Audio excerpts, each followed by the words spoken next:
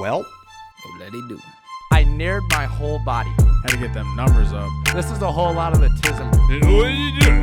Don't be a donkey. Upper decker, baby! I'm not trying to be disrespectful. Your pussy smells so bad. This is a hot take. You gotta make sure that you get a texturized sniff in there. I'm fucking leaving, bitch. What's going on, everybody? Welcome back to the Absolute Talk Show. It's your host, Peej, aka Trent. I'm here with our guest, Elliot, today. How you doing, buddy? Doing good, dude. Yeah? Yeah, I'm glad to be here. Awesome. I'm glad to have you. So I figure we can just, we can start off and just, kind of talk about yourself a little bit, get to know you a little bit, and we can start to dive into shit. So what do you think about that? Yeah. So, so tell me about yourself. Tell me, Yeah, give me a little insight as to who Elliot is. I have some hobbies. I like to play pool. Pretty good pool player. Been playing for like maybe 8 years. Got really serious into it. I've always liked basketball. My dad's from Indiana, so that's a basketball state, just like Minnesota's the hockey state. So, obviously I'm not the tallest guy in the world. I'm only 5'7", but it's just a good pastime to watch some games. I like Anthony Edwards a lot. Man, I always told people like he got the future, but at the pace he's growing, man, I'm just surprised. I think a lot of people are excited, but yeah, I mean, so basketball, I've had like my past with addiction and stuff, so like having hobbies that keep me distracted, just stuff that enjoying every day, and like it's good to know that there's good people out there. I like to think most people are good. Everybody has that sense of good in them. I'd like to hope, but For sure. Yeah, dude, it's just living every day, at its fullest. I mean, when I met you the other night, I was like, man, this is a cool dude. Like, very sincere, you know what I mean? Like, real. Like, it's hard to meet some people that are really that in tune with themselves, you know what I mean? Like, where they in tune with their emotions, you know what I mean? Like, but, and then obviously you were real excited to get me on the podcast. And I was like, man, this might be a cool opportunity. I'm not going to lie, I was a little hesitant because, I would just Most people are. Yeah. I was like, kind of like, oh man, I don't know what it's gonna be like, because I've heard podcasts, I've watched some podcasts, and they're fun to watch. But it's like I didn't know how, But I am a people person. I like to talk, so I thought about it more, and I was like, man, I should follow up with him on that because, I could go on, but Oh yeah, that's awesome, man. I think that it's really cool for you to actually take the leap and come out here and give her a shot, give her at least give her the good old 1-2. So you said you're well into pool. You done tournaments or anything with it? I've done tournaments. I've done leagues. And I'm really good eye-hand coordination. So like I don't like doing something unless I got a natural like gift at it, or at least some natural ability there. Cause like playing the guitar, man. Like I had no natural ability there. It's like every time I come back to the guitar, it's like, man, I don't see any growth, But like stuff that like writing music, like I was always a natural at that. So like it's a God-given gift. So like I always had motivation to like want to do that. You know what I mean? Yeah. So, but and some people, they might suck at first and they just power through it, and all the power to them. You know what I mean? Because like some people don't have as many God-given gifts, but they can still learn and they can still advance. But I like pool a lot. I'm trying to think. I mean, I just kind of been working on my spiritual side. The relationship with my girl. I'm looking to have like a solidified future with her. You know what I mean? We met about a little over a year ago, and I know that's how I met you. Was through her and her cousin. And then not cousin-in-law yet, but her cousin's fiance, and then Ian and his lady. He's a really good guy. I like him, man. Yeah. I think the last time I had seen him was like almost a whole year ago. It was on Christmas. So. Oh yeah. Okay. I remembered his face. I did not remember the cousin's face, my girlfriend's cousin, but yeah, Avery. But she's nice too. So yeah, very nice. Good people. It was a really fun party the other night. I'm glad a lot of people showed up for it too. I mean, yeah. She has a lot of people that love her and support her, so that's really cool. Absolutely. So. No, I definitely had a very good time that night. And we were, you and I were getting into talking a good fair amount, and I thought it was really cool how I think you're a very down to earth guy and a very, call it as it is, if you will. Not many people are open to speak their mind with a lot of topics. Come to personal life, come to politics, come to religion. A lot of people are very to themselves with that type of thing, and I think it's really cool that you're really open about it. So. Yeah, very opinionated. Yeah. And that's okay. Yeah, it's okay. Yeah, so. But no, that's awesome though. I think that it's a really cool opportunity. I think that you choosing to try to better yourself from what you've told me about your past and everything. I think it's an awesome thing that you're making those steps, making those moves to right your wrongs, if you will. And it looks like you've definitely been finding your path, so that's really awesome, man. Yeah, thanks a lot, man. Yeah. Absolutely. So with that being said, though, I figure we can start to jump into a couple of these topics that I got going for you. All right. So I don't think that you've listened to our podcast before, but I kind of gave you a rough rundown of the stuff that we typically talk about. We tend to talk about anything and everything, so it's not really anything that we don't touch on. We try to keep it light. We try not to allow the darkness, if you will, to overcome it, but we try to at least leave people on a better note than when they entered. So, but you had mentioned to me the Jake Paul Mike Tyson fight. Yeah. So did you watch any of that? Or? So I mean, not that I didn't want to watch it. I just forgot what I was doing, man. I don't know. I was talking to my friend from childhood. Got a little distracted with him. He's going through some stuff right now, like what I had gone through before, some addiction issues. So I was talking to him. It's kind of funny, and he was like, "Man, you sound like a therapist right now." And I'm just like, "Well, I love you, man, but no." But yeah, my girlfriend and my mom were upstairs, trying to watch it. They kept saying, like, "Oh, it's on next, but there's always another fight, like the prelims or whatever they call it, like the fights leading up to the main event. Yeah. After the fight, man, I saw some clips, of Mike Tyson, like the interview after the fight, and I was like, man, that's sad, dude. I don't know if you saw that. But. We watched the whole thing start to finish here in this room. So I think that this episode will end up coming out before that episode that we recorded, because we did a live event recording for it. Oh, yeah. Like a commentary type deal. But it was underwhelming, to say the least. The highlight of the entire night was the fight that happened before Jake Paul and Mike Tyson, really? Which was the women's fight. Yeah, I saw. Yeah, I walked upstairs and I saw a little bit of it going on. Oh, dude, them women were fucking brutal, dude. Now, was this MMA or was this boxing too? This is just boxing. Okay. Just strict boxing. And dude, they kicked the shit out of each other. Holy crap!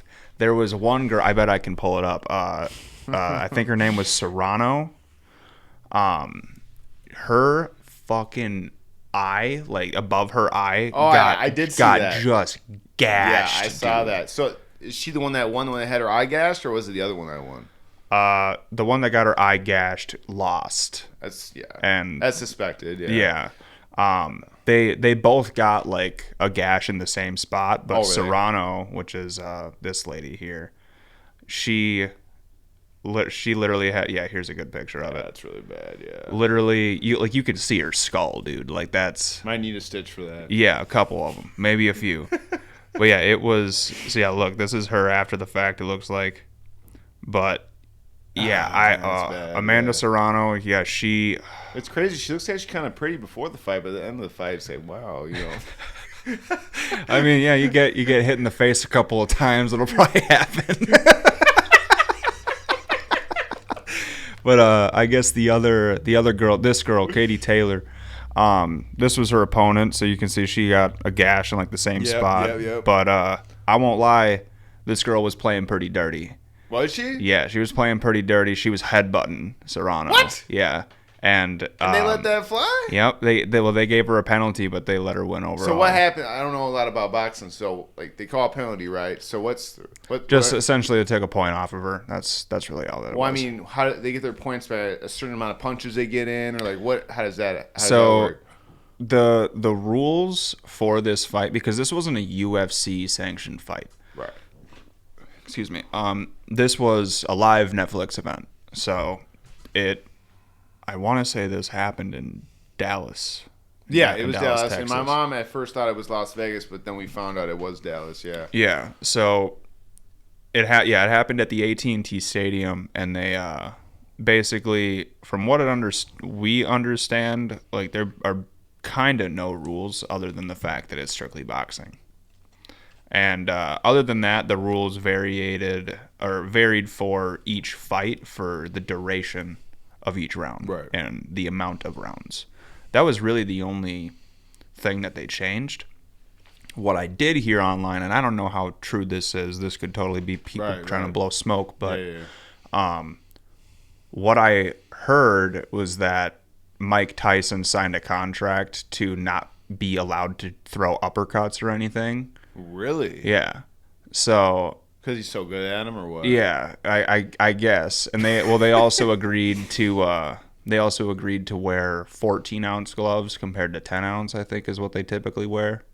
And the 10-ounce are just a little thinner on the cushion. Yeah. So the intention behind it was to throw a little more weight on your hand so you can't throw it as hard. Essentially, I don't see how that really varies at all. 4 ounces. I mean, like in theory, I get it, but also at the same time, like, have you ever fucking dropped a weight on a watermelon? Like that's kind of, I feel like you're just adding more weight to what could happen.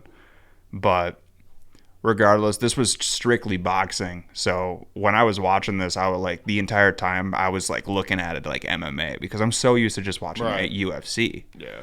So. Yeah, they basically, with all of these fights, the first fight that they had, I don't even remember the two guys, Nunes and Gomez or something like that. Okay. But they, those two were literally fighting. Like they looked like they looked like a couple, like a dude went out in the parking lot and just saw two thugs just throwing hands in the parking lot, and we're just like, hey, you're gonna be our first event. like it totally looked like they just pulled two dudes off the fucking street. That's what it felt like. Yeah, 100%. Like it just felt like a parking lot fight, dude. And so they weren't like well trained or nothing? No, dude, they were dog shit. They were fucking bad, dude. That was a weak fight, man. I mean, could you tell that they worked out a little bit, or like? Not really. I mean, so they just got done smoking a blunt outside. Yeah, it looked like it was. It essentially looked like it was two dudes with anger issues that they allowed to throw in the ring, and that was really all that happened. And don't get me wrong. Like that's not to say that neither one of them was necessarily good or bad at boxing. Like they were both doing damage, but okay. Ultimately, like what weight class were they? I didn't see it. I think they were lightweight. So what would lightweight be? Is that like my size, like 180, 170? Or let me see if I can't look. I'm trying to think. Or am I middleweight? I forgot. I'm a little heavier for my height, but how much you said? You said you were 170. I'm 170. Yeah. Let's see here. Does this say? So this is the UFC weights. I don't want the UFC weights. What weight class? Mike Tyson and Jake Paul are heavyweight. I knew that. Yeah, definitely. Fight against. I think. Well, you were almost like the exact same weight, weren't they? Like the exact same weight, Jake Paul and Mike Tyson. I thought. Yeah, I think they were damn close. So within like 5 pounds or something. I don't know if any of them had to cut weight. I didn't watch the weigh-in. Right. Like I didn't actually You saw hear. the slap, right? Yeah, we saw the slap. They were advertising that But then at the beginning. I guess Jake Paul stepped on his toe. Yeah. No one saw that at first. No, and dude, it was so funny. Jamie, my lady out there, she actually messaged me because I didn't see that happen. Like, I didn't watch the weigh-in live like a lot of people did. Yeah. But she ended up getting like a news feed come through her phone, and she sent it to me. Well, what did and it it say? was here. Actually, I'll pull it up, dude. This had me fucking crying laughing. This was so funny. So she messages me and sends me this screenshot and says, "Did you hear about all this dumb stuff with Jake Paul stepping on Mike Tyson's foot? So Mike slapped him. I'm sorry, but I'm dying over this quote." And the quote is from Mike Tyson. He said, "I was in my socks and he had on shoes. He stepped on my toe because he's a fucking asshole. I was in a lot of pain. I had to reciprocate." That's the whole quote. And then the Jamie just says, she sends in the quotes, she goes, "He stepped on my toe because he's a fucking asshole." Just kills me. That's so fucking funny. Like just coming from a heavyweight boxer. And like Jake Paul's a big dude. Oh, has he always been that big? Oh God, no, dude.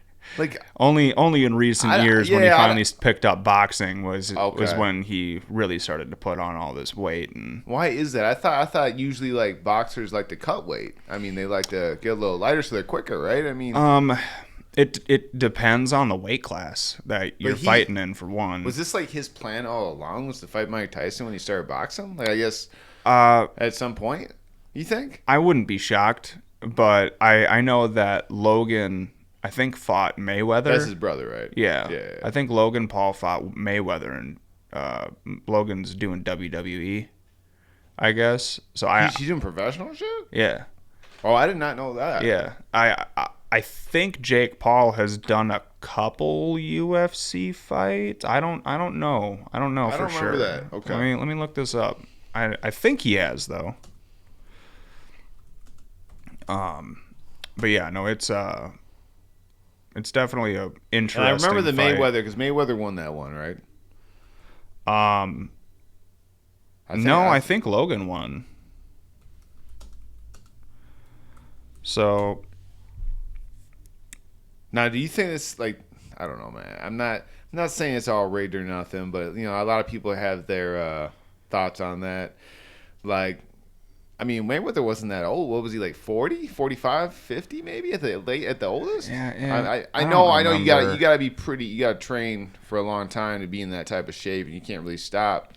You can take maybe a month or two break, but to be, Well, I mean, Tyson, his last fight was like 15 years ago. Well, that's what I'm saying. No, he was getting old. But, yeah. So it's like, and also the fact that he's a bigger guy too. He had some fat on him. Yeah. But there was also a clip that I saw where post fight, Jake said to Tyson, like, you can't really hear it, but you can see him saying the words. It's very clear.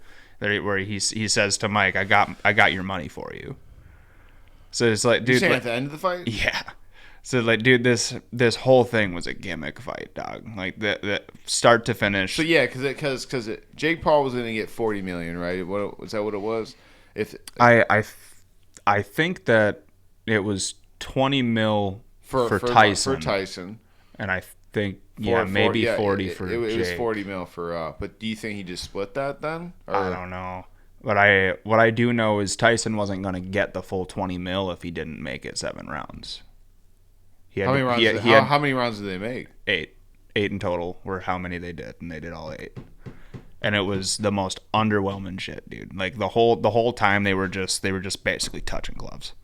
Like it was like there wasn't a fight. Like really? No, not really. But like I saw some clips. I saw a couple clips on YouTube, and they were like, it looked good. The only action that happened was in the first round. Tyson came out hot, and then after that, it was just touching gloves. Like it was. Come on, man. Yeah, dude, it wasn't. So you're telling me I didn't miss nothing? No, not really. Like so many people are pissed off because luckily nobody had to pay for this. They just had to have a Netflix subscription to fucking watch it. So literally everybody is just like. I'm just wondering how much they paid to be there at the fight. Oh yeah. Well, I know that probably was. I know cheap. that there are tons of people obviously to be there physically. Right, yeah, right. you had to pay some good money, especially for close up seats. Right. But like, dude, even Brent was saying, he was like, dude, can you imagine like paying to go see this fight? And then the main event for this finally comes around, and that is the shit that you fucking watch. And then you gotta walk out in the parking lot and sit in fucking rush hour traffic, and just wait around, just stewing in anger, dude, and just hundreds of people around you.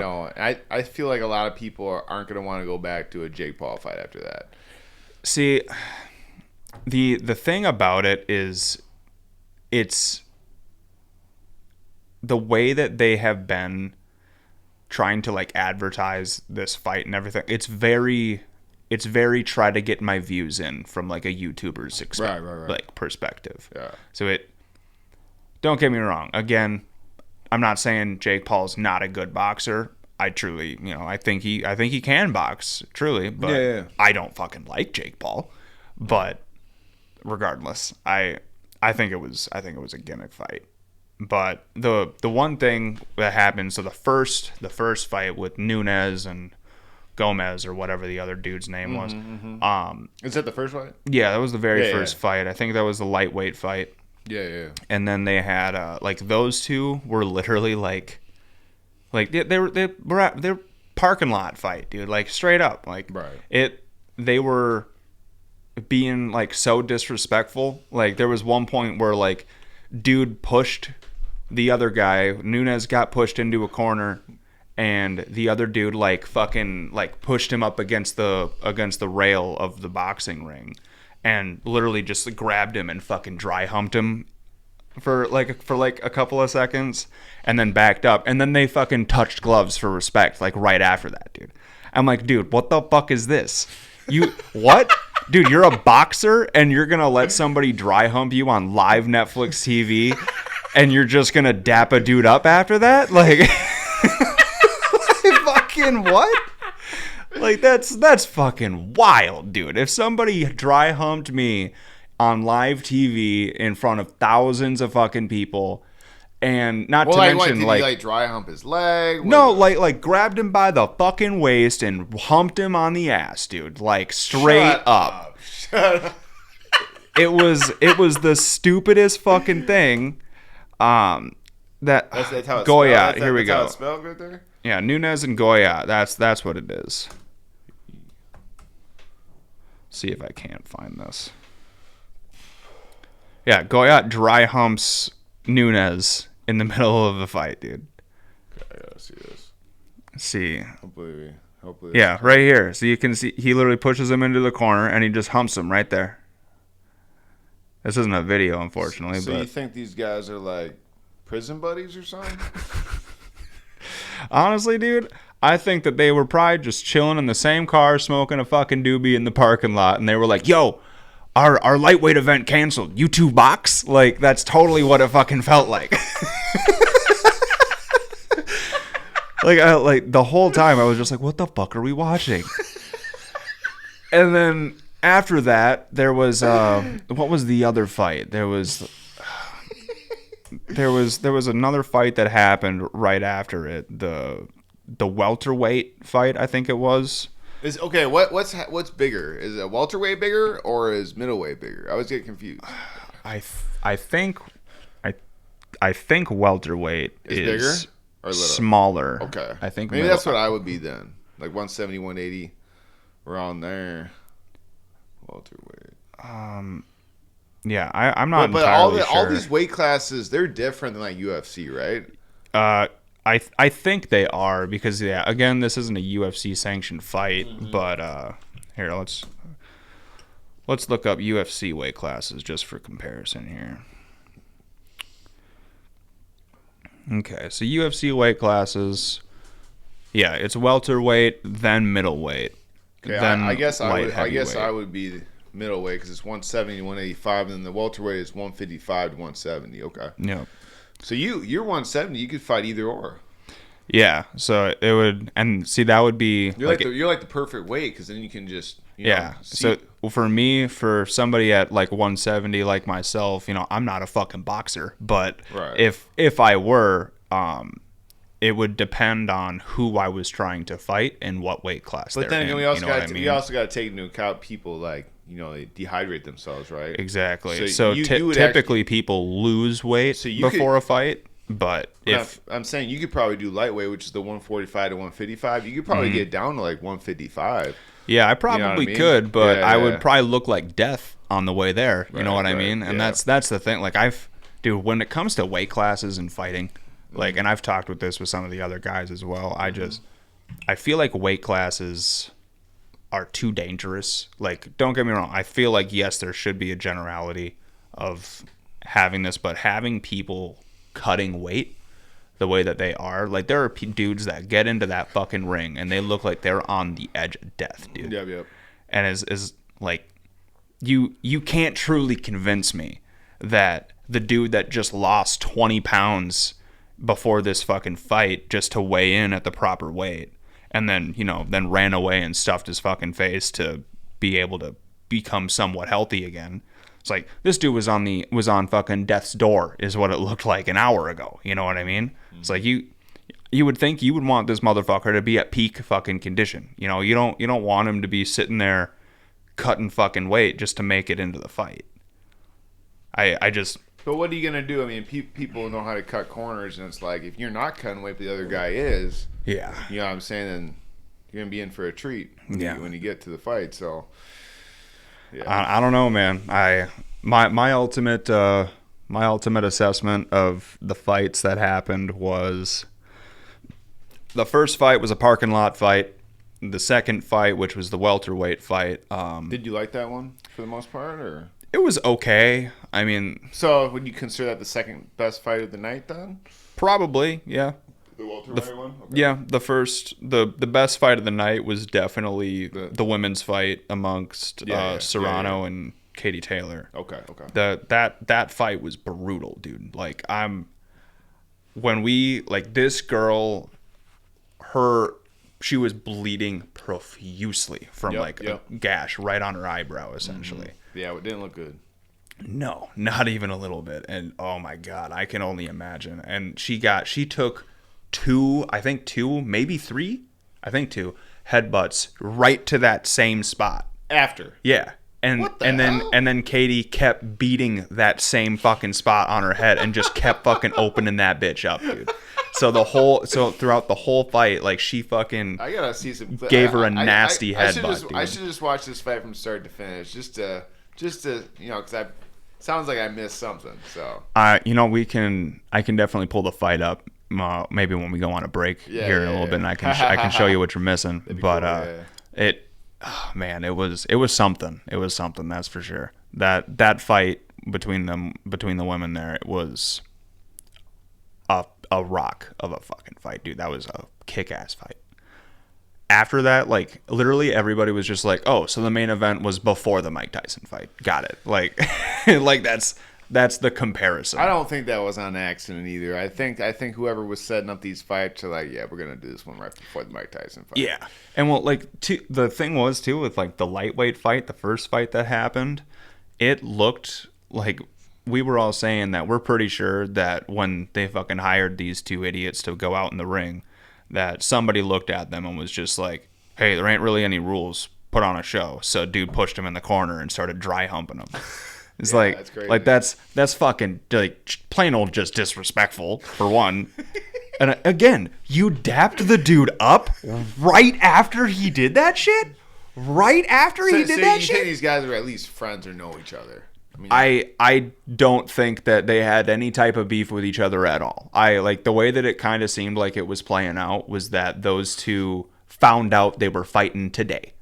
And they were like, oh, who am I fighting? Oh, I'm fighting this dude? All right. They Like, probably didn't get paid shit either. No, That's I the doubt crazy- it. They probably did that so you could pay Tyson and yeah. Jake a lot more. I don't know, but I highly doubt crazy. it. Yeah. Well, I don't know for sure, but from what it sounded like Jake Paul might have been like there's like a huge reason for or was like a huge benefactor for like contributing to make this happen. Right. Which like, you know, that's kind of what he does for a living. He's a fucking YouTuber essentially. So it's Definitely.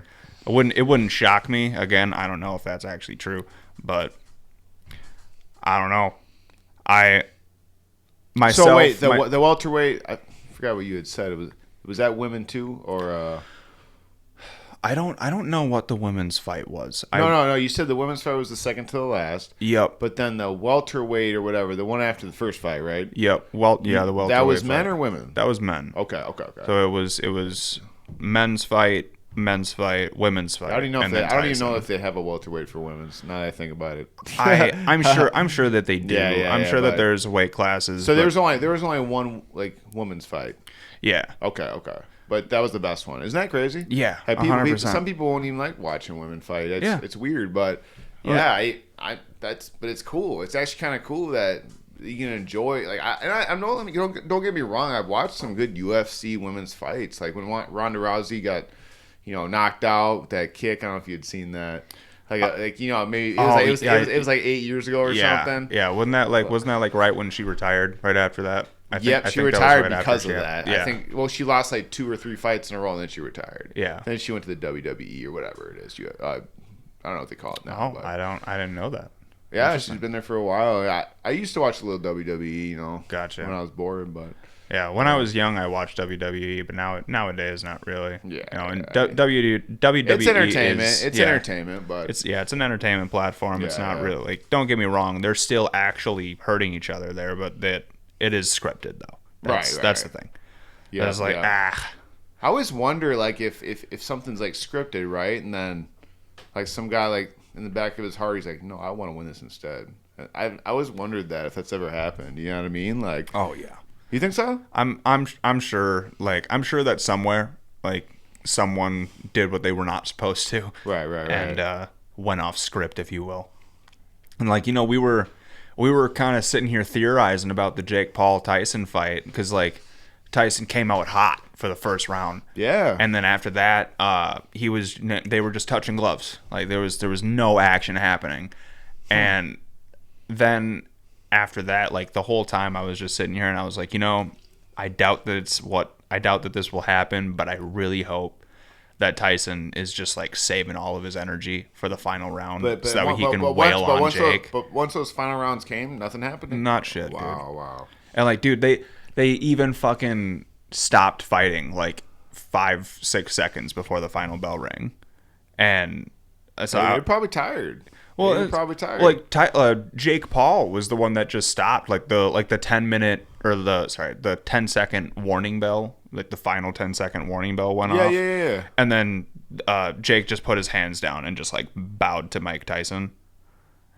It was weird. And then after like you can sit and examine the whole post-fight interview and everything and take kind of make your own assessment of what's happened, but you saw the interview with Tyson at the end. He was like, "I don't got it no more." yeah. You know what I mean? That was so sad, dude. Yeah, it's almost like disrespectful to the sport. Like, Yeah, and it was the other thing about it too, though, was they asked him, "Do you think that this will be your final fight?" And Tyson even said though, he's like, "I think I got one more in me." But this is before he said that. Yeah. But then after this fight, then he said, "No, I'm not going to fight." Well, this was all in the post-fight interview. No. I'm saying, he said he would fight again. Yeah, I thought he said he would, but he was asking, he was like, so like, what do you think happened out there? And he's just like, I'm just like essentially, I don't got that dog in me anymore these days. Like he's a more compassionate person now. Like there's a lot that was said, but essentially, they also like in the end of it, may have been a joke, and I truly hope that it was, because if it's not, then it would just prove that all of this was a gimmick. Mike even like made a statement of like, yeah, I think I got one more fight in me. Never know, maybe I'll fight Logan next. Okay. So after that was said, I was just like, I didn't hear that part. Okay. I was like, oh, dude, come on, like you're just trying to make these fucking YouTubers some money at this point. That's really all that's happening. Because like dude, you will not convince me that Mike Tyson needed this money. You won't convince me. Like I know, but I'm not sure what he's done to get money coming in since he's been a pro. I know that when you look at professional basketball players, since I know basketball, you'll look at like their net worth. Like if Kevin Garnett compared to Steph Curry, it's not even close. Like Steph Curry has like way more money. But I think back in the day, at some point, Kevin was like one of the most well-paid, if not the most well-paid player in the league. But I know inflation, but other reasons, they're paying players a lot more than they were like 15, 20 years ago. Oh, yeah, for sure. It's like, but just the whole Mike Tyson thing, like, I mean, I don't know what he does now. Like, I don't know. But I'm just saying, like, I'm sure if he got 20 mil, I'm sure it helped out. That's all I'm saying. Like, I know 20 mil will help me out. Yeah. But unfortunately, I also know that there are so many celebrities, boxing or otherwise, that 20 million is fucking chump change to him. Right. It's like what did they really gain from this? It's like, oh, okay, they just gained a couple fraction of what they already have, essentially. Right. So it's like, I don't know. There's a lot of ways that you can look at it, but ultimately the way the world is looking at it right now is they're pissed off and they feel like their time was wasted watching this fucking fight.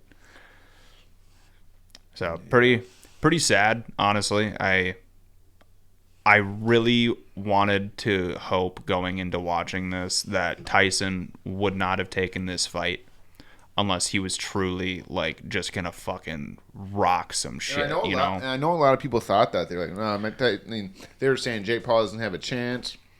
It's like, I think there's somebody I saw somewhere. They're like, this is like LeBron's son fighting Michael Jordan or something. You know what I mean? Yeah. Like, and I was like, man, I don't. Yeah, nobody really knew though, and like, yeah, and it's because we haven't seen Tyson throw a fucking throw a fucking punch at all for 15 years. Yeah, so I don't know. Like the last fight that he did, I think was it with George Foreman that I'm thinking? I think it was like a charity event or something that Tyson fought. Who won that fight? I don't remember. You should look it up. Yeah. Mike Tyson versus, I think it was George. You could just say Mike Tyson last professional fight.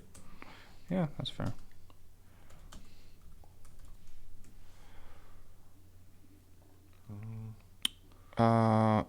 Against McBride. 2005. Yeah.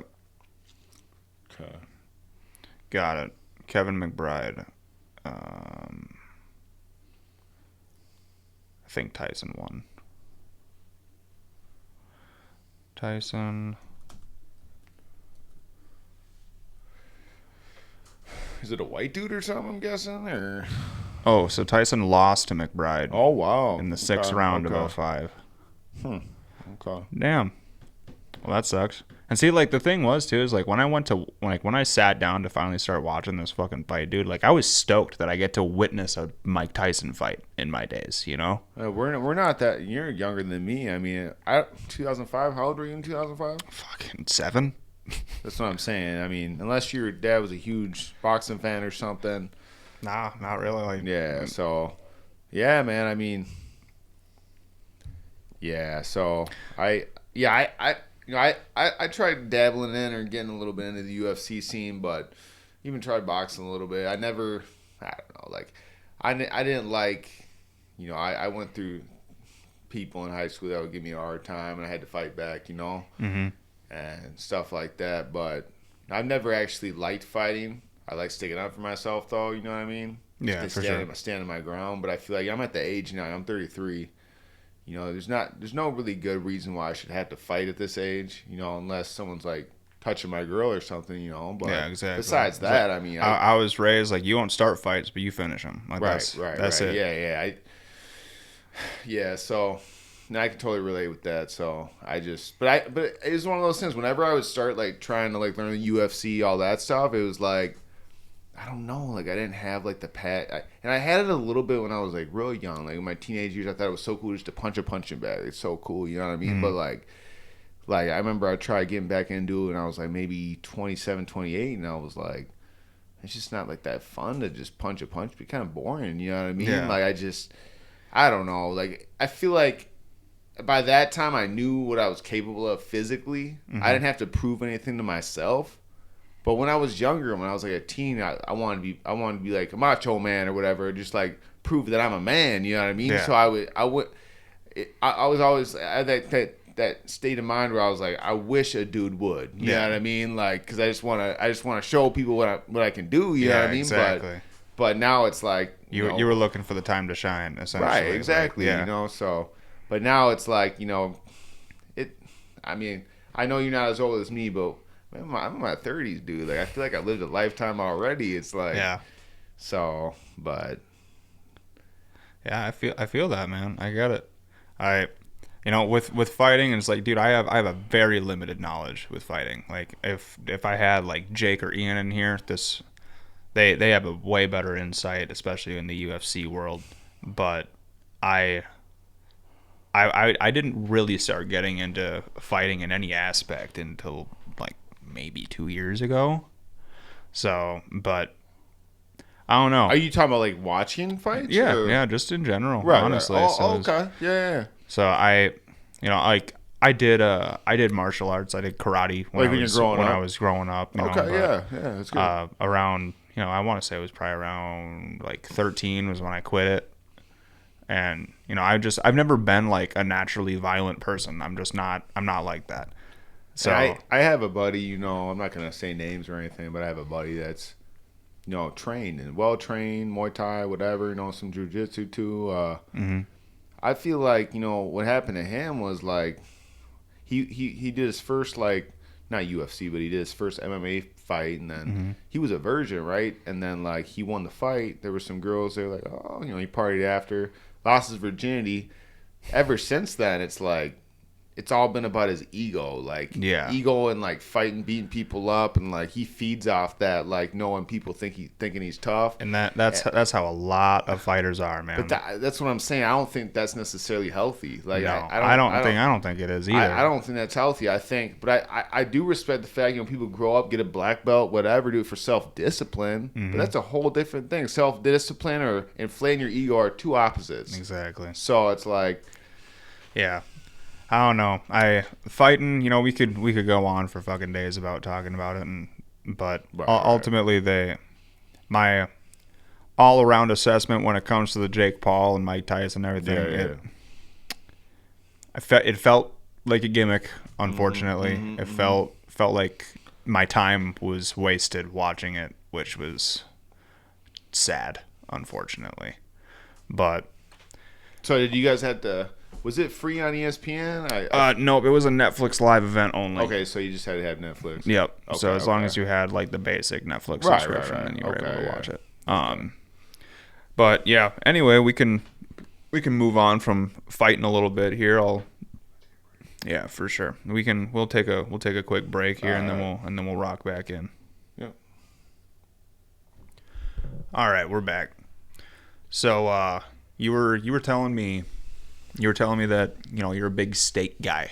You eat a lot of steak. A lot of steak, yep. So how do you usually cook your steak? Are you someone that seasoning? Do you drown that bitch in seasoning, just salt and pepper? What you do? Okay, so when I was growing up, I wouldn't eat steak too much, but when we would go out, my dad, my mom, whatever, my sister was there too, I would always get my steak done the way my dad got it done. He would always do medium well.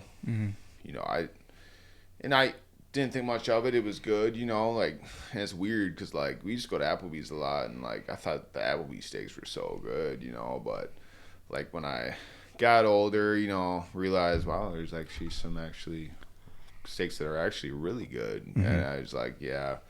And then there was one time I went to Applebee's not too long ago and got a steak, and I was like, man, this is what I've liked all these years. This is trash. This is trash, he says. But I remember maybe like a year or two ago, might have been 3 years. I started eating steaks regularly, almost every day. I ran into some weightlifters, some people that actually did competitions. My buddy was a power lifter. Then people used to think that steaks were like, they're like the cholesterol in it was like bad for you, or it could cause heart disease. If you ate too much of it, like red meat, whatever. But which, I mean, to an extent is true. If you're going to sit down and eat half a fucking cow, then, like, sure. But, just having a steak every day I get bad. confused because they used to say the same thing about cheese. But, and even in my, I'm doing personal training course right now, it talks about how cheese used to be considered, not good in large quantities. But that was actually debunked. And actually cheese, there's nothing, everything about cheese is pretty much good for you unless you're lactose, So yeah, exactly. But I do get confused with the whole cheese and steak, comparisons when it comes to how it affects your health. But well, a lot of that confusion comes to around. I want to say it was in the 80s.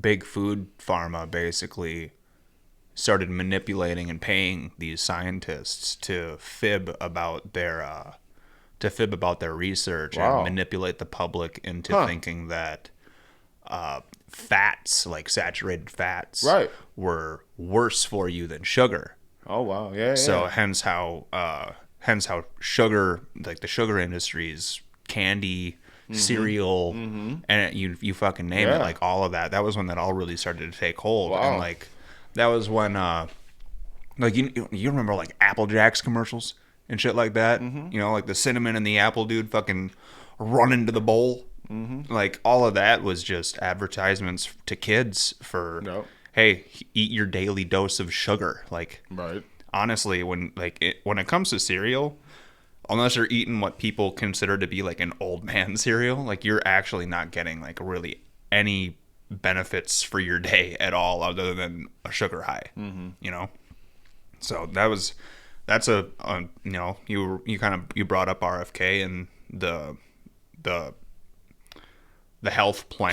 Kennedy. Yep. Yeah. And the health plan that he's trying to get into place, because all of our food now is just saturated in chemicals, and there's so much that is allowed in the US, especially with our food, that is just essentially manipulating the public. And like did you ever see the advertisement that RFK did about health food? No. Talking about No, I did not. So basically he was discussing how it's a pretty long ad video that I can probably pull it up and show you later, but it's basically he has a bunch of popular foods like Doritos and Cheez-Its and all that like laying in front of him, and basically he's just informing the public that like this bag of Doritos, as much as people love them, in America, the recipes for all of these brands is completely different compared to the recipe that they use for the UK or that they use for Russia, or where all of these different countries have way higher and more aggressive guidelines for their food safety. And that's where a lot of that's where RFK is coming from, is make America healthy again. That's his talking point. So did he actually say it just like that? Yeah. That he actually sells merch. Make America healthy again. Honestly, I've debated getting one. When I voted, I thought I saw him on the list for. He was still technically on the ballot. Yeah, but that's the weirdest thing, because didn't he endorse Trump? Yeah, he did. So how is he endorsing Trump when he's still running himself? So that was the thing, is there were basically they kept him on the ballot, but that's because at that point, like, he was. Did he want to be on the ballot still? Unclear. I don't think so, because he stepped down and backed Trump very publicly. Right. So I think that he stayed in the race just for the sake of people that want to vote for an independent, because there are a lot of people that hate our two-party system essentially, and it's like, don't get me wrong, I understand the idea of wanting to vote for an independent, but at the same time, it's like, isn't it just a wasted vote to yeah, a certain extent? at the same time, it kind of just feels like you're throwing the vote away.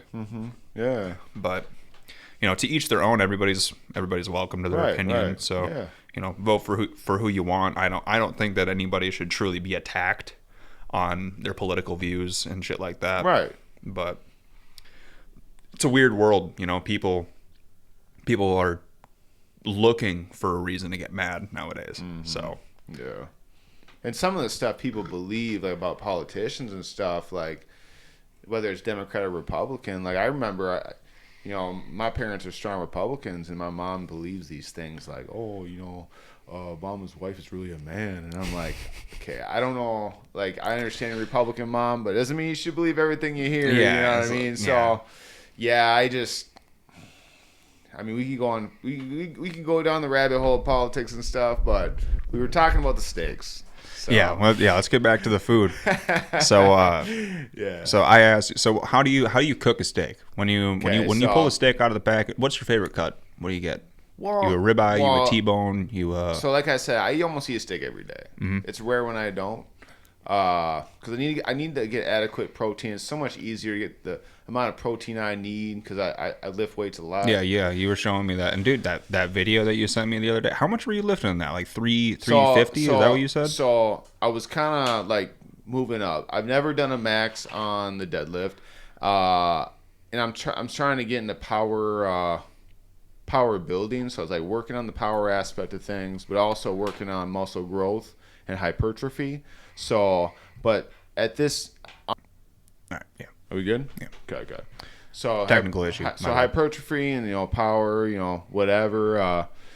I need the protein. So I don't want to spend too much money on steaks, but I'm gonna tell you the truth. I go to Flint's meat market in White Bear. I live in White Bear, so I think that's Southern White Bear off is it White Bear Avenue. So, but I go there and I love New York Strip. That's probably my favorite steak. Like, if I want to spend a lot of money, maybe if I want to buy one big steak. That's a real butcher shop, right? Like an actual butcher shop, not just like a grocery store. No, it's a real, they cut it for you and everything. But it's funny because like they'll try and like if they don't know you walk in, they'll try and talk you into getting like the expensive shit, like the super expensive shit. You know what I mean? And I remember I walked in there and like. They're like, oh, hey, get this at $28 a pound, like. That's what I'm saying, and like they're like, oh, do you want this? Do you want that? Talking about the expensive stuff. I'm like, I think I'll just get a sirloin. And they're like, oh, what a cheap ass. That's what they're thinking. But then all of a sudden, I'm like, but I want 14 of them. And then they're like, oh, 14? And I'm like, yeah, I want 14 sirloins and then 8 or 9 ounce. Buy it for the next week type shit. That's what I'm saying. So it might even last me 2 weeks. So. Oh yeah. Or almost, yeah, because I eat one a day, so yeah, fair enough, yeah. But I'll get like when I go like 14 steaks, and then it takes a while for them to package it up. I like it when they vacuum seal it, what I'm saying. Then I take it home, but I get the sirloins, and some people don't like sirloins. They say there's not enough fat, there's not enough flavor, but they have this really good seasoning there that the manager recommended. It's called White Bear Buttery. And I get that, I season my steak with that. I used to put like a lot of seasoning on it. I would do both sides. And after a while, I realized probably don't need that much. It's a lot of salt.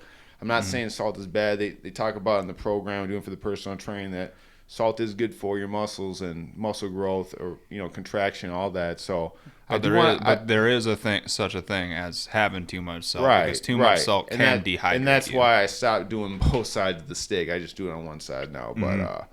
But I would probably say like with the seasoning on the sirloin, because their seasoning is so good. They throw their own on there, or well, no, I get like a container of the seasoning. Oh, okay, gotcha. And then I freeze it when I get home, or I might. If one of them's still fresh, I'll just eat one that day and then put the rest in the freezer. But for sure. But No, I'd probably say it's just as good as the New York strip with that great seasoning on there. Yeah. So, I feel like I'm saving some money getting the sirloins instead of New York strip because, man, that'd be expensive if I was getting 14 New York strip. You know what I mean? Yeah. So, but no, I love my steak. I cook it as medium now, maybe even a little medium rare. I like it to be pretty pink, maybe even a little red. But I want it to cook good, though. I don't want it to be like super red in the middle and then pink on the outside. But it's funny because I was talking to my cousin about this, like about how we cook our steaks, and he started getting this insane shit like, oh, I turn it sideways. I don't know if you do this. He's like, oh, I turn it sideways and cook the side of it. I'm like, what? Is that necessary? That's not how you cook a fucking steak, my guy. Unless you're cooking a fucking rock. Like, what the fuck are you doing, dude? Unless the cut of steak that you got is like a straight up cube. Like, I don't know if you've heard this. Maybe I'm wrong on this, but he also said like he gets like a paper towel and like soaks up the liquid on the outside of the steak. So he soaks up the excess fat, essentially. Is that what he's doing? Yeah. Do you do that? No. Okay. I don't do that either. So I just I thaw out the steak, and then I put the seasoning on, let it sit for like 15 minutes. That's what they recommended at the meat market. Mm-hmm. And then I preheat the stove top, and then I like grilling too. Grilling's great, but we don't got to grill at my girl's house. Gotcha. Her dad does, but so we just I just put it on the stove top and I cook it. Try to do like medium, in between medium rare. Yeah, and for sure. It tastes great. Oh yeah. See, whenever I make a steak, I usually say it's already thawed. I take it thawed out, and I'll usually cook it in a pan and on the stove top, and throw some butter in the pan. Just not too much, like a tablespoon of butter per piece. Right. And then salt and pepper. No, I personally. Oh, so you melt the butter on the pan. Yep. And then you put some like pepper and. I throw butter in the pan, throw the steak down, salt and pepper it. Okay. And then after that, I'll cook the steak on there, and I'm a medium rare guy. Yeah. And once it's just about to the point where I like it, that's when I take it out to the grill, and I'll have the grill set on a really high heat. Yeah. Like basically as hot as I can fucking get it, and I'll throw it on the grill for like 4 minutes, and just to get those nice grill marks on there. Yeah. And I'm a guy where I like I like the fatty pieces, but I also like So is it New York strip or what is it? Typically I usually get a New York strip, sometimes a ribeye. Not much of a ribeye guy myself. Okay. But I love a T-bone, dude. I love a T-bone. I hear a lot of people say that.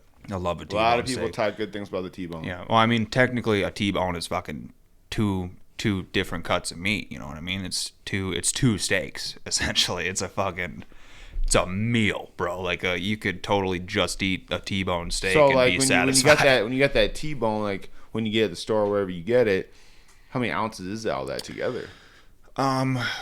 Typically, depending where you go, I want to say on average they're usually between like 10 to 16 ounces, depending on the cut, depending on how thickly how thick they cut them. Yeah, 16, man, that's a lot of meat. It's a lot of meat. That's bro. a lot of meat. I eat a lot. I eat a lot, bro. I'm still like I'm not a big guy by any means. I've always been the fucking scrawny kid growing up, but only in recent years lately, especially like with the job that I do now, like it's very very physically demanding. Yeah. So I only in recent years I've actually started to get some muscle mass on me. And it's like most of my muscle in my body is like I got a big chest. Yeah, like that's where most of mine is. So you're saying if you started lifting and stuff, you see your chest really get defined. You're saying?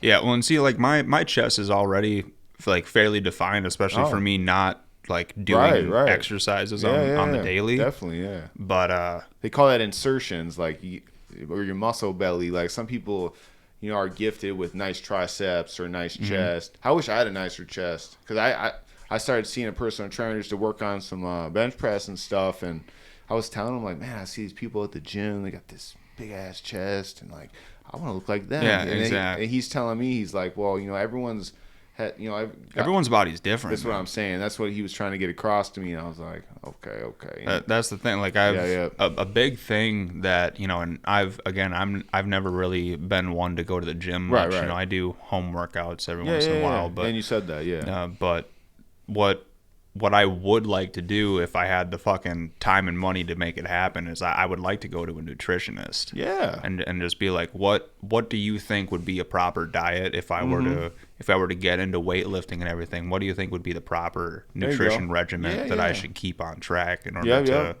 to make sure that my body is getting and keeping all of the nutrients that it needs in order to evolve, you know what I mean? Mm-hmm. But I don't know. I've always loved cooking. I love cooking. Were you cooking from a young age then, or? My mom is a chef. Oh, is she a real chef? Yeah, she's a head chef at. Wow. Technically, it's in White Bear. You might have heard of it. It's like right on the border of Stillwater and White Bear area, out in the country.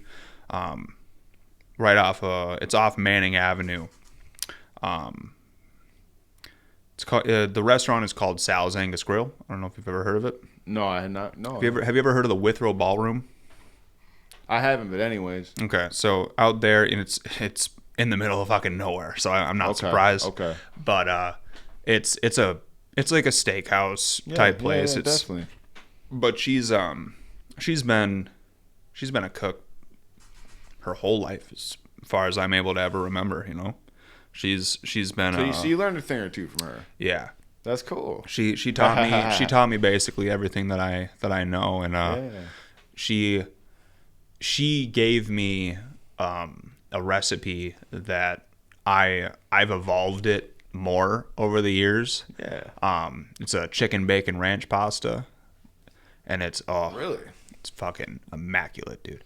It's I'm not gonna give my secrets away to my recipe, because I actually me and all the other fellas that are on the podcast here, I had them and their families over last year for Friendsgiving. Oh, okay. And last year I made the chicken bacon ranch pasta. Yeah. And every single one of them was like, this is really good. Like, and Jake, he had now he has 2 daughters, but at the time he only had his one little girl, Avery. Who'd you say this was? Jake. You haven't met him. Okay, You haven't met Jake or Brent, but right. Jake, he has a daughter, Avery. I believe she's 4 now. And Ian, Ian. Yes. He has a son, Cass. And both of them, they were kind of weary on whether or not they were going to eat, like their kids were going to eat what was there, because they tend to be picky eaters. You're right.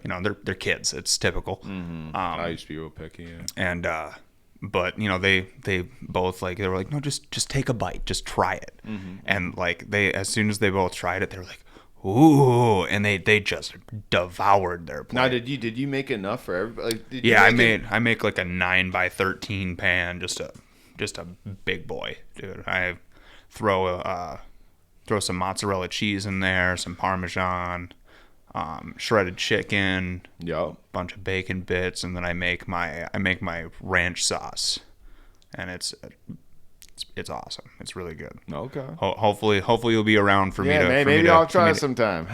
It'd be good. We're planning on doing a Friendsgiving after the holidays this year. Okay. Because last time we did it in November. Like into the next year, or? Yeah, probably like early mid-January is probably what we're gonna aim at this year. That's cool. So you're thinking about making that then, or? Yeah, I'll probably make that. Everybody. I encourage everybody to bring dishes. Right. Kind of make it a feast. Definitely. Yeah. But it's a really good time. I like. Yeah. I've always loved cooking. That recipe that my mom gave me, I've evolved it and added my own things to it. I add a little variation almost every time that I've done it to improve it a little bit. Yeah. And it's whenever I cook is like I'm a paper person, you know. So like like when it comes to a recipe, I like to have the recipe written down in paper in front of me. Okay. Yep. And then so when I make it the next time, maybe I'll add a little more garlic, or I'll add an extra tablespoon of that or whatever. I mean, and I'll kind of like make a little note in it. Like, does it get better every time you add a little? Every time that I've made it, and Jamie can contest to this because she's had the pasta a few times now. Every time that I make it, it gets better. Every time. That's so really cool. Because I was gonna ask, was like, ever been a time where you change a little bit, alter the recipe a little bit, and then you're like, maybe just go back to where it was at. Yeah, but that's never altered happened. it too much. Yeah, well, see, and it's like with cooking, like I know like a little goes a long way, especially with some seasonings. Yeah, so like there's certain seasonings where like you can like fucking dump the jar in there and like you'll be fine. But there are other ones where you'll put a tablespoon too much and you'll be like, okay, this is overwhelming. You know what I mean? It just you got to make sure that whenever you're cooking, you not necessarily you want equal parts of everything in there, but you want to make sure that one part isn't gonna take over all the other flavor. You know what I mean? Yeah. So it's I've always been somebody like I love grilling. Yeah. It's a really good time. You got a nice grill, or? It's all right. I need an upgrade. It's getting old, Is but it? yeah. Okay. But I have just a standard propane grill, and then I have. Have you ever had one of those? Are they coal grills or whatever? I have a coal smoker. Okay. That I actually haven't used it yet. I bought it from one of my old neighbors. Yeah. And I have to fix the door on it because the door, like the handle, the latch on it is fucked up. Okay. So, but my dad always did propane, but my girlfriend's dad, he does the coal or whatever, and I prefer coal. Yeah, coal, I think you get a better flavor with coal. Definitely. But it can get a little dangerous sometimes if you're not careful. Yeah, like, it's like I've seen her dad doing it. Like these flames are going up high. The flames hitting his hand. I'm like, man, that's kind of dangerous. Yeah, it can be. And I mean, like my dad, whenever he grills, dude, like he makes that bitch roar before he fucking gets it, like before he starts throwing shit on there. It's like he will just like he'll empty half a fucking gallon of lighter fluid on that bitch, and he'll make sure that it is hot before he fucking throws meat on there. Yeah. And it's I don't know if you've ever made hobo potatoes. You know what that is? No, I don't. So hobo potatoes is typically when you're cooking on the grill more than often. I do them in the oven every once in a while, especially in the colder months. But basically, you just lay out a piece of tin foil, and you take some potatoes, cut them in quarters, and then slice those quarters up, like kind of like American fries. You know what I mean? Yeah.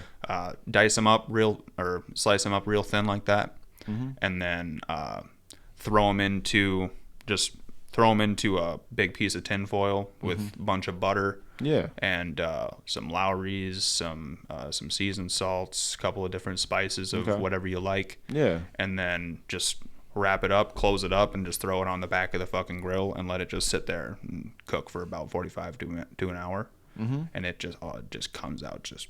That's your favorite type of potatoes? It's one of my favorite ways to make potatoes for sure.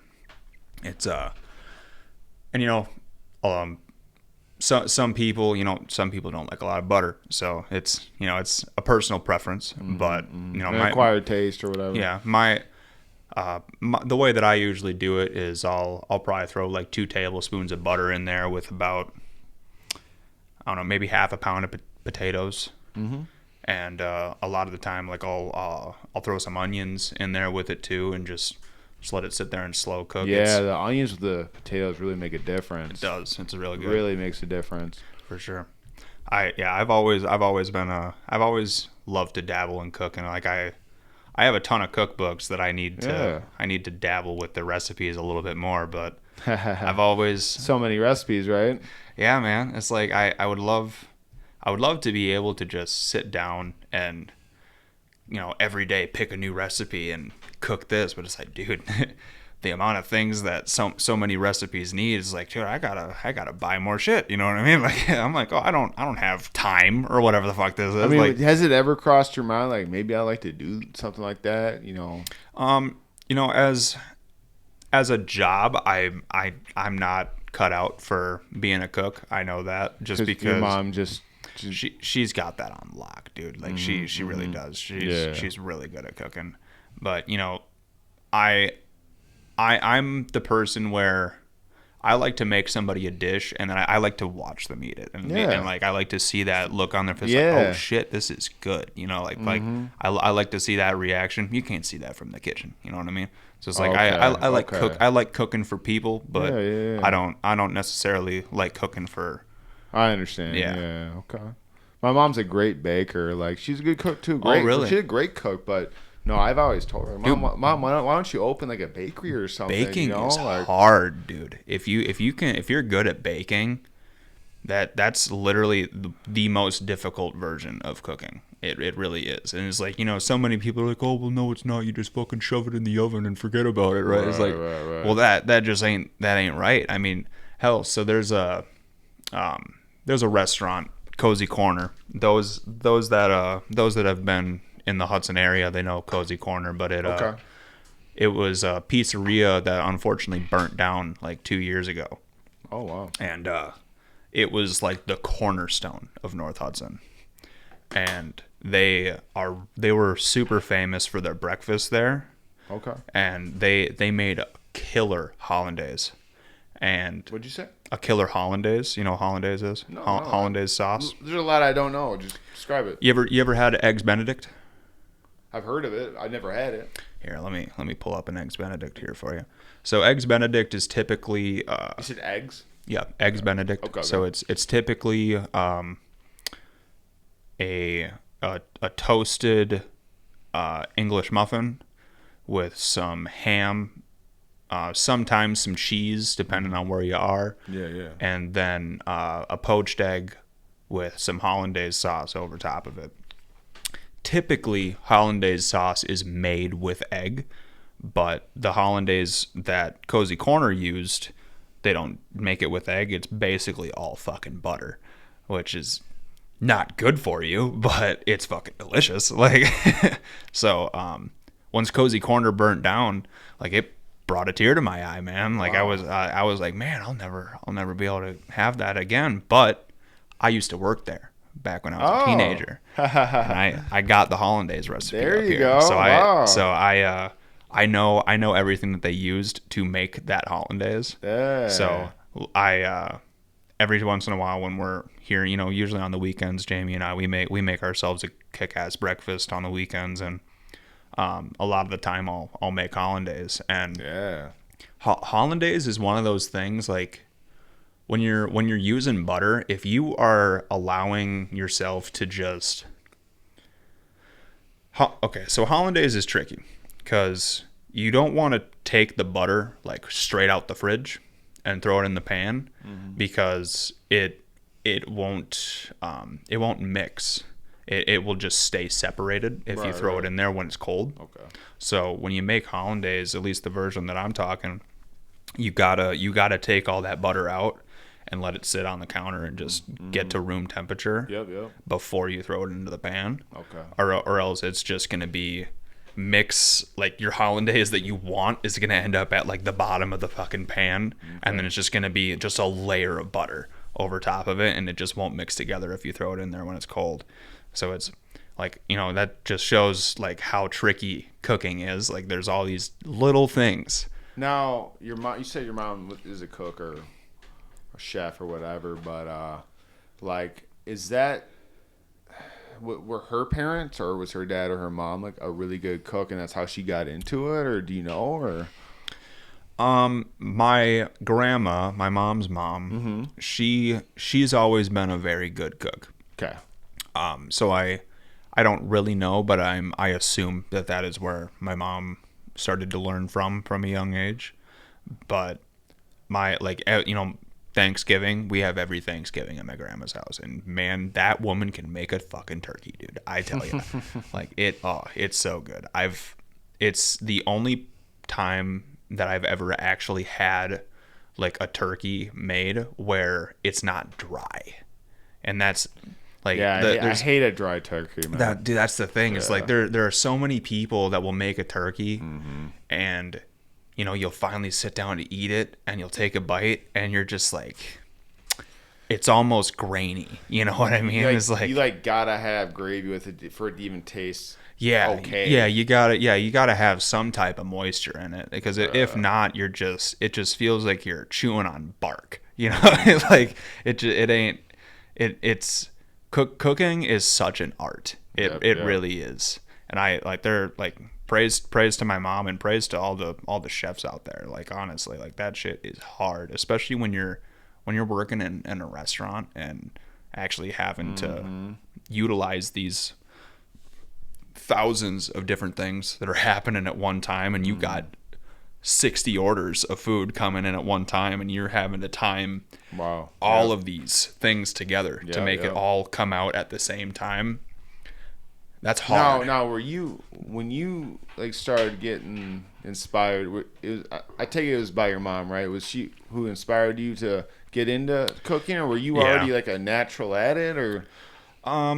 No, I was never too much of a natural, I would say, but I mean, maybe to an extent, like with both my mom and my dad, like my mom has always been great at cooking. Like, you know, you throw my mom in a kitchen and say, hey, make this, like she'll have that shit perfect for you every goddamn time. Yeah. However, I learned from my dad, like he's always been like a grill master, if you will. Like he loves to cook on a grill, and that man can grill, I tell you.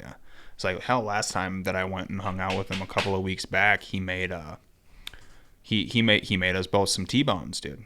There you go. And they dude, perfect. They were perfect. I love a good T-bone. The way that he made them, he has this grill where it has like this separate compartment where it's literally like a high heat sear like off the side of his grill. It's really cool. I'd never actually seen one before, but yeah, it's really interesting. I would like to get a better grill and, you know, upgrade mine. Okay, so your mom's a cook, your dad, you know, he's really good at grilling. If you were going to make a decision like, Mom, make me this on the grill, or Dad, make me this on the grill, who would you choose to make whatever it is on the grill? It would really depend on what we're making, you know, like if we're talking burgers, I feel like, you know, both of them will be able to throw their weight on it, you know. I think both of them will have that shit down, but when it comes to grilling, especially when it comes to the difference between like a gas or a charcoal grill, you know, that's where a lot of the difference comes in. My dad's always been a strict charcoal guy for a long time. He's always been strictly charcoal. But, you know, and again, like we said earlier, like charcoal just gives it that extra flavor. And if I've been wanting to get into into smoking meat and shit like that, you know. And that's why I got that smoker out there that I'm trying to fix the door on. Because once I do that, then I'm planning on making, you name it, you know. I would love to throw just these fat slabs of meat of whatever and just play around with it. You know what I mean? Like I've made my, you know, I've cooked hams and shit like in the oven and everything before, which is, you know, cooking things in the oven is great, but you leave that oven open too long and you lose all the heat. You know what I mean? So it's like, I don't know. It can kind of go either way. So I don't know. Cooking is always been a difficult art to get a grasp on, especially for a lot of people. Like I know some people. You gotta have patience, man. That's one of my biggest weaknesses, my patience. You know, like my mom, like she's been doing this for so long, baking, cooking. You know what I mean? It's like, it's kind of overwhelming to think that, man, if I want to cook like my mom, it's like going to take a lot of dedication. You know what I mean? Like, I already got a lot of stuff that I've invested in. You know what I mean? It's like, man, why am I going to find the time to learn all that shit? You know what I mean? But you got a passion for it, and that's cool because, like, you got the drive to do it. It's just like, yeah, I mean, and my girl cooks, you know, I'll make the steak or whatever it is, basic grilled cheese sandwich. Yeah. But no, dude, I just wish, sometimes I wish my girl could do like my mom, because I get that. one of these days my mom's not gonna be alive, and it's like I'm gonna miss it, you know what I mean? But I tell my girl, I'm like, just learn some stuff from my mom, because like I'm sure my mom will put down some recipes for us that we can follow when she's gone. But man, food's a great thing, man. I love, like, it's when someone really knows what they're doing, it can change your whole day or even week or month. It really can, dude. Especially on the holidays, like, you wanna have fun on the holidays, but that food, like, that can change. Well, dude, like if you go out to a restaurant, it's like restaurants, like if you go somewhere and you have a meal, regardless of whatever it is that you ordered, there are, at least for myself, like, I usually have like a spectrum of, this was pretty good, or this was fucking dog shit. You know what I mean? So it's like there are some places, and like I've never been one to be sensitive about saying like I don't fucking like this. Like, I mean, but be honest though, because my mom gets mad, like my girl gets mad if I'm a little too honest. You know what I mean? Mm-hmm. Like, if, like, let's say your girl makes something, and like you thought maybe she could have done a better job, maybe she forgot to do something, like, will you let her know? Or like, I mean, what do you normally do with a situation like that? So like so Jamie isn't she's not much of a cook. Okay. But so you do most of the cooking. I do most of the cooking here. Okay. Yeah. But she also takes an active interest in trying to learn. That's me. good. Yeah. So, when her and I first moved in together, like every time that I would make anything with meat in it, like she would always be very nervous about is that done all the way? Like how do you know that that's done? Like are you sure that meat's fully cooked? She'll say that. Yeah, she's like, just because it's just like something in the back of her head where she's always nervous when she cooks meat. Like she's always scared that it's not fully done. You know what I mean? Yeah. So like that's the one thing, is you gotta learn to figure out how to tell when things are. And a great way in order to help you assure and know that things are at the right temperature is just a standard meat thermometer, man. Just stick that shit in there, and typically almost every meat you just want it to get to 165 internally. 165. Yeah. That's the typical, because like especially with chicken or steak, like salmonella is a huge I know. Huge you gotta be careful. So if it doesn't hit that 165 internal temperature, then all that bacteria won't have been that doesn't burned happen off. with the steak though, right? My understanding, that's more so like the chicken or the turkey, salmonella, or to my understanding, I believe that salmonella is a thing with steak as well. Really? It is, but that's why it just comes around to that internal temperature. Mm-hmm. And is if you want a more well done, then obviously that internal temperature will be higher than 65 or 165. Sorry. So it's like you want to allow. Myself personally, I let things hit that 165 mark, and I learned from my dad the finger rule for like cooking steaks. Have you heard of the finger rule? No, what's that? So you take your hand and you just press down on the fatty part of your palm that connects to the thumb. So index finger to that part. If you just press on your thumb there, that's well done. And if you go down, then that's medium rare. Or sorry, that's Is this like something? I'm going backwards here. So you learned this from your dad? Yeah. So pinky to here, well done. And then the pointer finger, index finger is rare. So right about the middle finger is medium rare, and your ring finger is medium. What the hell? So that's a way for you to learn to just by pressing your finger on a steak. Okay. Just feeling the density of it. You can tell how tender it is for how well you want it done. Is this something that your dad learned from someone else, you think? I mean, is this universally known with with people that grill or people that cook stuff, like when they're doing a meat or whatever? Or? I don't know if it's really too universally known, honestly, but it's a good general rule that I know that my dad taught me when I was growing up.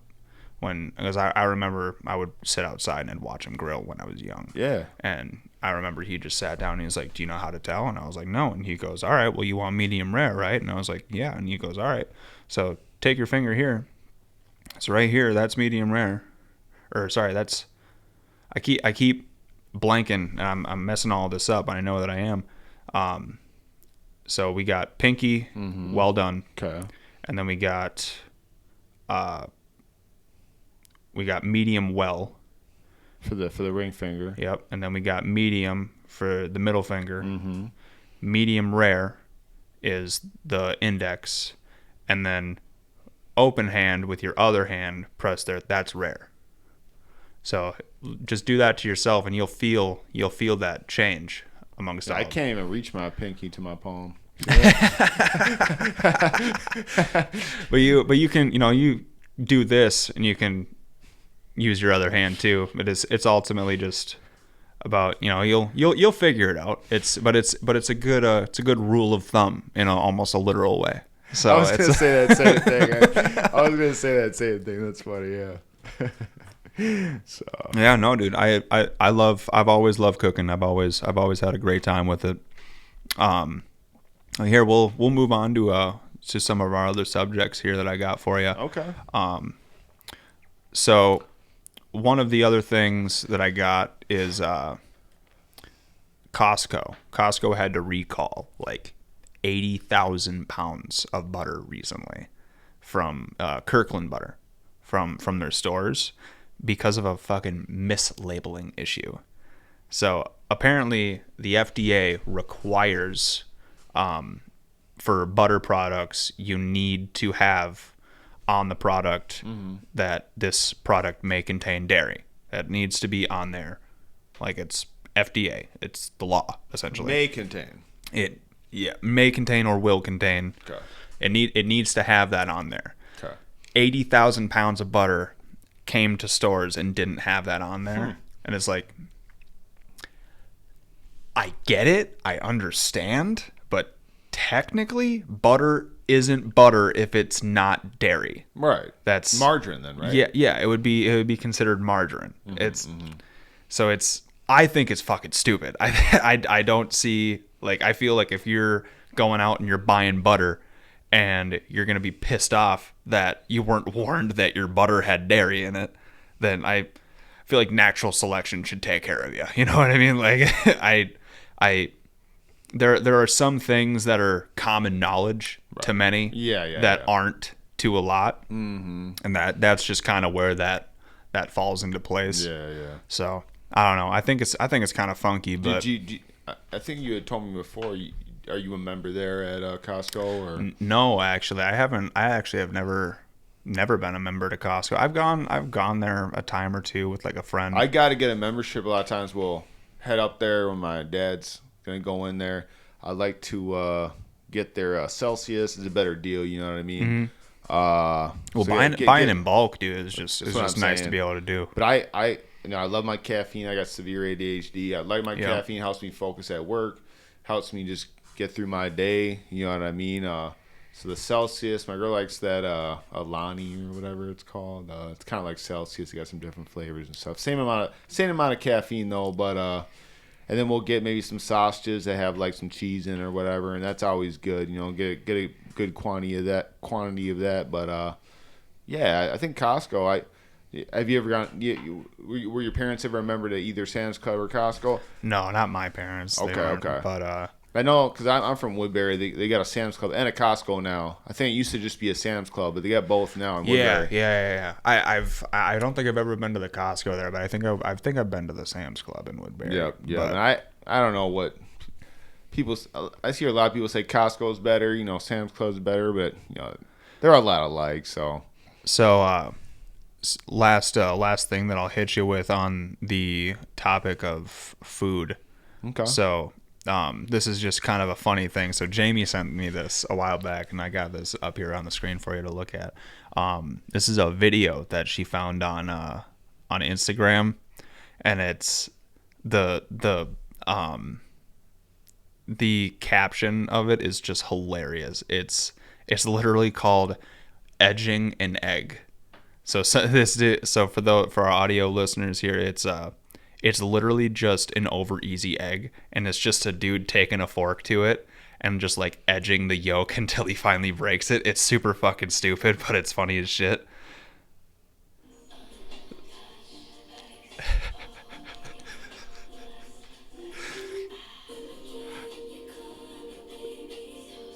literally just lightly touching it, just like, oh, when's it gonna break? When's it gonna break? You want me to break it? No, not yet. And then finally he gives just a little poke. I don't see him poking it yet. You give it a moment.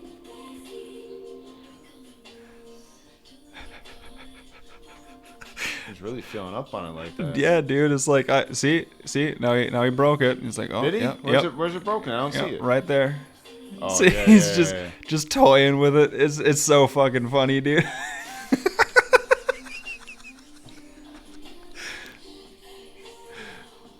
Edging an egg, man. Oh wow, that just busted out.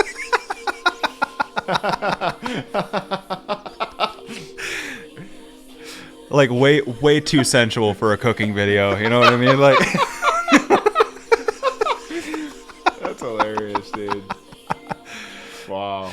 but yeah, no, that was. When she sent it to you? She sent that to me a couple of days ago, and Okay. that had me rolling because she showed it to me right before we went to bed one night, and Well, the music that was playing when they were doing it too made it even funnier. yeah, dude, it's like, again, why did they make this such a sensual experience? You know what I mean? Isn't it It's just like, crazy what people get a kick out of nowadays? Yeah. Like all these short clips and I think it's TikTok, whatever. But so funny, dude. Yeah. I don't understand.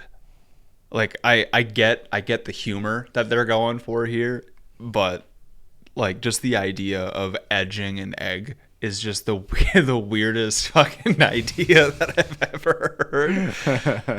I don't know. I think it's really fucking funny. So y'all, if you literally fucking Google edging an egg, I'm pretty sure that this video pops up for you. So, Right. So just, if you want to look it up and have a good laugh, edging an egg. But so here we'll move on to one of our other subjects that we got here. So we got I know that I had mentioned this to you earlier, but there was a bunch of monkeys that escaped captivity, and this was in the U.S. do you know where was it? I want to say Illinois. Okay. I want to say Illinois. I know that it says it in here somewhere. So let's see if I can figure this out. So this was a bunch of monkeys that were being in captivity for testing. Oh, really? And yeah, they were essentially doing experiments on these monkeys. Okay. And I want to say, I think it's Illinois. So yeah, these monkeys are from Morgan Island, it sounds like, and I'm not quite sure where that is. Yeah. But so here, we'll go to the top. Did you read this whole article or? I did a while back, but it's been a little while. Yeah.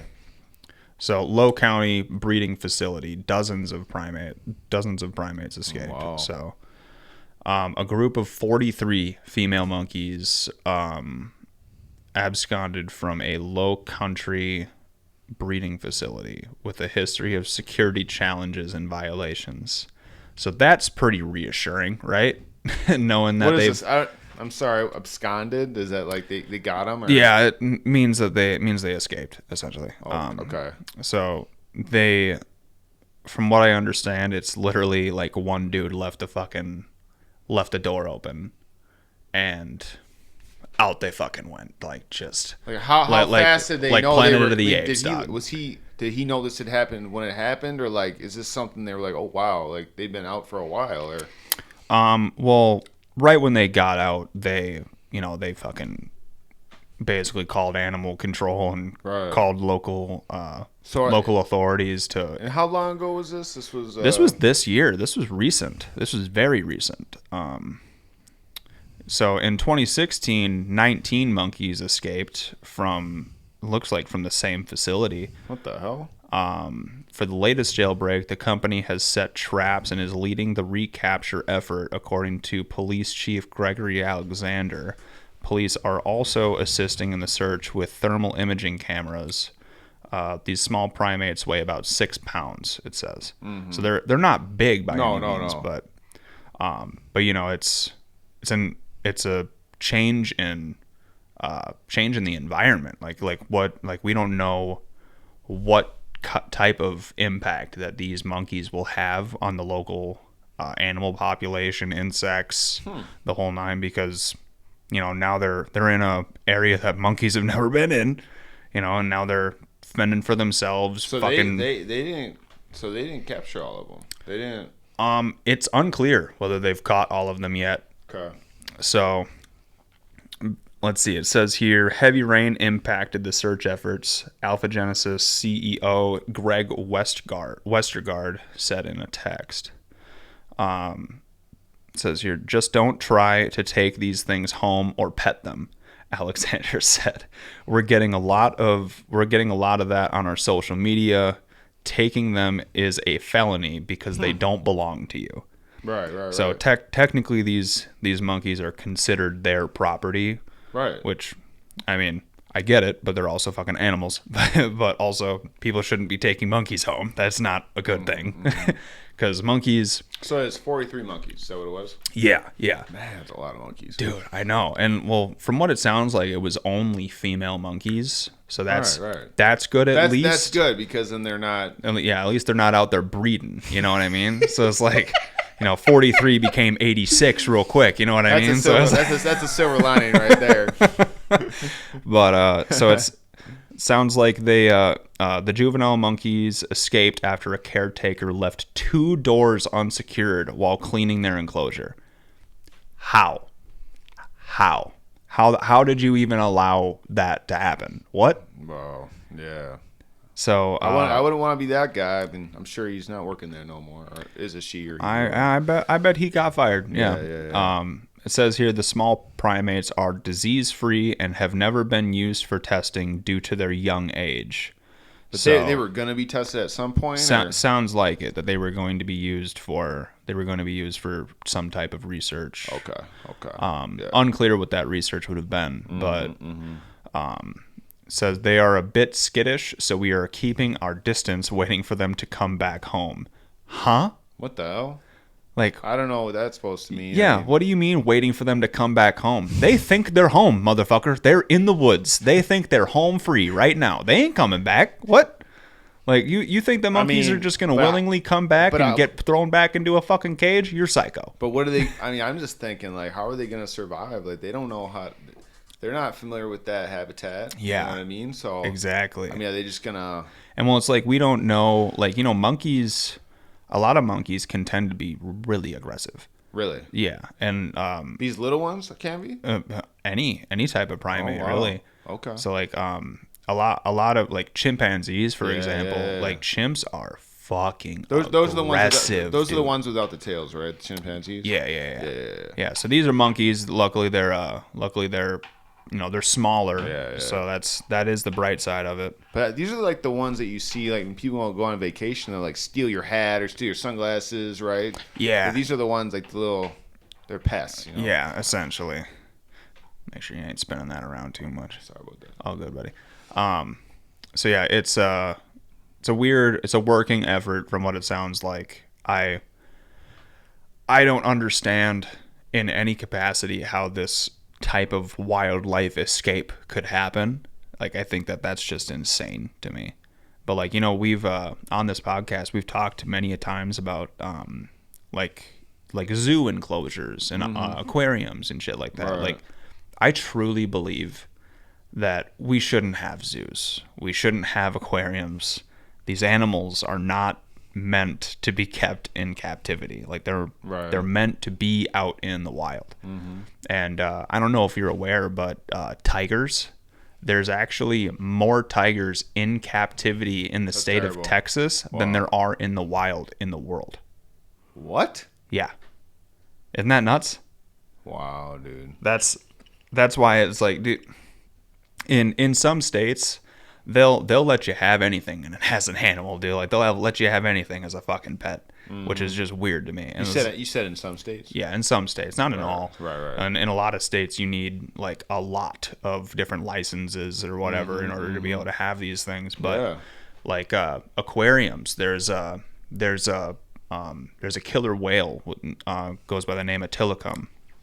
And In the U.S., you said? yep, this was at a SeaWorld. I believe Tilikum is dead now, but Tilikum killed 3 humans while he was in captivity.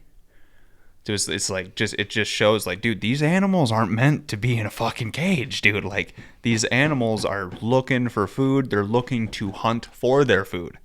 You know, like they're not trying to swim in circles for fucking days waiting for you to throw a fucking bucket of slop in there. You know, it's like that's not what they want. They want to go and hunt after fucking seals and shit. You know, Yeah. like it honestly, like I've been to zoos and shit where I've seen these animals and I've looked at them and I just get fucking depressed looking at them, man. I'm just like, you can see on their face that they're just not happy where they are. You know, you can see that they, like, some of them look malnutritious, and like they just look like they're fucking like they're dying. You ever been to Como Zoo? Yeah, I have. I feel like it's been like that when I've gone there. Like the animals just don't look that healthy. You know? No. Well, it's like, again, like, dude, what type of exercise are these animals getting in these enclosures? You know what I mean? It's like, Yeah. like you can't throw zebras into a fucking field in the middle of the Midwest and be like, yeah, go get your exercise. Like no, they want a wide open safari, dude. Like, you know, they're trying to run in packs. Yeah. They're trying to they're trying to live as a wild animal. But you're out here herding them back into a cage to get their fucking daily meal. It's just, it ain't right, you know. Like I feel like zoos and aquariums are probably reaching the end of their days, honestly. I get the idea of having them to teach kids and everything, but we got videos, dude. We got YouTube. You know, like as cool as it would be for a kid to be able to go, oh, look, there's a giraffe or whatever. Like, I get it. It's cool for a kid to go and see that stuff. But, like, and Ian even said this once a couple of weeks back where he brought his son to a zoo. And he was like, dude, like, when I was there, like, he was like, I got just depressed looking at these animals. Dude. Ian say you got depressed? Yeah, he's like, dude, I'm watching, like, he's like, I'm looking at all these animals that you can just see look like they're just disintegrating in these cages, you know? It's really sad to see. Yeah. I don't know. Zoos are weird, and unfortunately, a lot of zoos don't receive the funding that's necessary for them to keep these types of animals as well fed as they should be, and that's where a lot of these faults come in. So I don't know. I think it's kind of funky, but it's a weird thing. It's a weird thing. I don't know. But hey, buddy, what do you say we take a quick break and we'll be back, huh? Okay. Yeah. All right, we're back. So I figure I'll hit you with the nature's metal subjects that I got here, buddy. So have you know acacia trees? I don't know if you've heard of the acacia tree. It's not really in the US from what I understand, but acacia trees have they have this gene in them essentially where when a giraffe, because you know giraffes eat acacia trees. That's a big thing that they do. When giraffes start to eat acacia tree, the other acacia trees will sense it through the wind and everything. They'll like the pheromones. They'll sense it through their root systems, and all of the other trees will immediately change their flavor profile in order to prevent the giraffes from eating the other trees. That's crazy. I can't even. What the hell? Yeah, it's a weird thing. I'd have to look that up. I don't really understand how that works, honestly. But here, let's do a simple Google search here. Change flavor profile. So acacia trees change the flavor profile of the leaves to make them bitter to deter animals from eating them. The leaves of acacia trees contain a chemical called tannin, which makes them taste bad and interferes with an animal's digestive system. In fact, eating too much tannin can be fatal for an animal. Wow. So yeah, this is an acacia tree. Yeah, I see those all the time on, Yeah, so they're pretty high up. It's if you think about Lion King, think about Lion King. A lot of the time you'll think of an acacia tree. Yep. So that's why giraffes are really the only ones that eat them, because you have to get high up. Yeah, you have to get really high up in order to get to them. But yeah, they'll literally all like detect it, and they'll change their flavor profile to protect themselves, essentially. That's amazing. Isn't that weird? Wow. It's I still don't understand like how that fully works. Like that's way over my head. Wow. But yeah, that's just a funky thing that I think should be noticed. Now, what I'd like to know is like the acacia trees or whatever, like how far out, like let's say there's an acacia tree like, football field away or 2 football fields away, or maybe it's just like half football field away or whatever. Like my question would be like, how far is this? Yeah. You know what I mean? Yeah. I don't know. I'm kind of curious. Kind of curious on how that would work, on how far away the trees change their bitterness, essentially, or change the amount of tannin that is in their leaves. Yeah. I think it'd be really interesting to know more on. But is this, I don't know, like giraffes, is this like the main thing they eat then, you think? Or? I don't think it's the main thing. No. Okay. Not the main thing. It's just but they're one of many types of. Yeah, giraffes are herbivores. Okay. So they'll eat plants, Yep. The main thing with giraffes is they make sure that whatever it is that they're eating, it's more towards their head level. That's really all it is. Because like giraffes, when they're like if they ever go to a body of water to get a drink, that's when a giraffe is most vulnerable. Because they put their head down to drink. Yeah, because they have to widen their stance a lot. Yeah, and then in order to get their head all the way down to the water. And when they do that, they're in an extremely vulnerable state. So they're always super weary when it comes to going to drinking water. Yeah. It's a weird thing. Like we were saying before, like dude, the shit in the safari is mind-boggling. And like that's where they're meant to be though. Like, they're there to have that fight or flight instinct at all times, So it's a really cool thing to me. Another one is the tongue-eating louse. Have you heard of this? So this is the tongue-eating louse it's a parasite, actually. So what it does is it actually, like the name suggests, it eats an animal's tongue and then it replaces the tongue with themselves. Like they will replace the animal's tongue. What the hell? And they will, and because of that, it will cause the animal to slowly die. Because what the animal is eating, the parasite will eat whatever comes into their mouth. So the animal's only getting like maybe a tapeworm. Like a 10%. Is that something similar, like a tapeworm? People have like a tapeworm in their stomach or something? Yeah, a tapeworm is similar to it, but not. That's in their stomach typically, or sometimes in the rectum, but it's not different but yet similar. Yeah.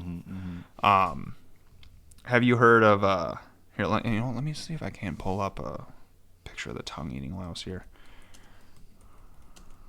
Yeah, it says it right there. Tongue-eating louse. Yeah. What the hell? It looks like a fish almost. Yeah, almost. That's kind So of it's kind of creepy. Yeah, dude. it's a little parasite. It's like a snail / fish almost. Well, yeah. So this is the This is a fish, and then Oh, it is? Yeah. So it's a fish, So, and then it gets in their mouth by someone by an animal drinking out of the water. Yeah. So this is a tongue-eating louse in the fish's mouth there. Oh, okay. So it usually happens to fish then.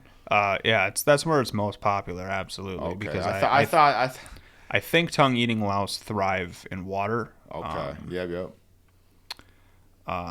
So it's the thing that looks like a snail, kind of, sort of like a weird looking, without the shell. Or I'm trying to think what. So I got confused because I thought the fish was the louse, but it's not. Yeah, no, it's the parasite in its mouth. It's this thing right here. Yeah, so right here, this is a good picture here. Oh wow. So there's the fish, and there's the tongue-eating louse, where it ate away the fish's tongue, and then it stays in place of where the tongue is, in order to essentially mooch off of their nutrients. Wow. Okay. So, let's see what this says. This says the tongue-eating louse is found in the Atlantic and Pacific Oceans, and only grows to about an inch in length. They are protandrous. Say that word 4 times. Hermaphrodites. Hermaphrodites. Yeah, almost had hermaphrodites. That's not what I was looking for, but it's dangerously close. I feel like that's what it's. I feel like that's what's spelt there. I don't know if that's what that's supposed to be, but meaning they start out as males and then switch to females later in life. That's why they're called that. So it is a hermaphrodite. Wow, All right. Wow. Okay. Wow. Interesting. And this is a medical term, so y'all don't come at me for fucking using dated language on people or whatever, because this is science we're talking about. So we're reading here on the, So it says naturally that means that females are larger than the males. So that's, tongue-eating louse, a parasite, really, really, really weird animal. Have you heard? I brought this up with Ian and a couple of the other guys. This blew Ian's mind. Really? Okay. What is it? You know eels, right? Just any type of eel. You name the eel. Yeah. Did you know that all eels leave their habitat, fresh or salt water, and go to the Bermuda Triangle to breed? The Bermuda? Yep. They literally, eels travel no matter where they are in the world. Okay. Fresh water, salt water. Where's this Bermuda thing you're talking about? Where is that located? God, I think it's the Caribbean. I think it's in the Caribbean. Okay. Here, let me check my facts on that. It says it right there. Well, Oop. maybe that Bermuda Triangle. Yeah, you're right. Down in the Caribbean area, by Florida, kind of. Yep, Caribbean and the Atlantic area. By Cuba, kind of. So yeah, the Bermuda Triangle is essentially like, it's a ship graveyard. Like that's like, if you go into the Bermuda Triangle, like basically you're not coming out, is essentially because it's where ships go to die. Because that's how dangerous. That's why they call it the Bermuda Triangle, is because this whole area is literally like death to all that go in it. Well, like, what is it though? Like, I mean. Bermuda Triangle, also known as Devil's Triangle, is a loosely defined region between Florida, Bermuda, and Puerto Rico in southwestern. Southeastern. Yep. Sorry. See, what is the myth of it? The myth of the Bermuda Triangle is a region in the western part of the North Atlantic Ocean in which ships, planes, and people are alleged to have mysteriously vanished. Okay. So that's, the legend of the Bermuda Triangle. And, I'm sure that we know next to nothing essentially about our oceans.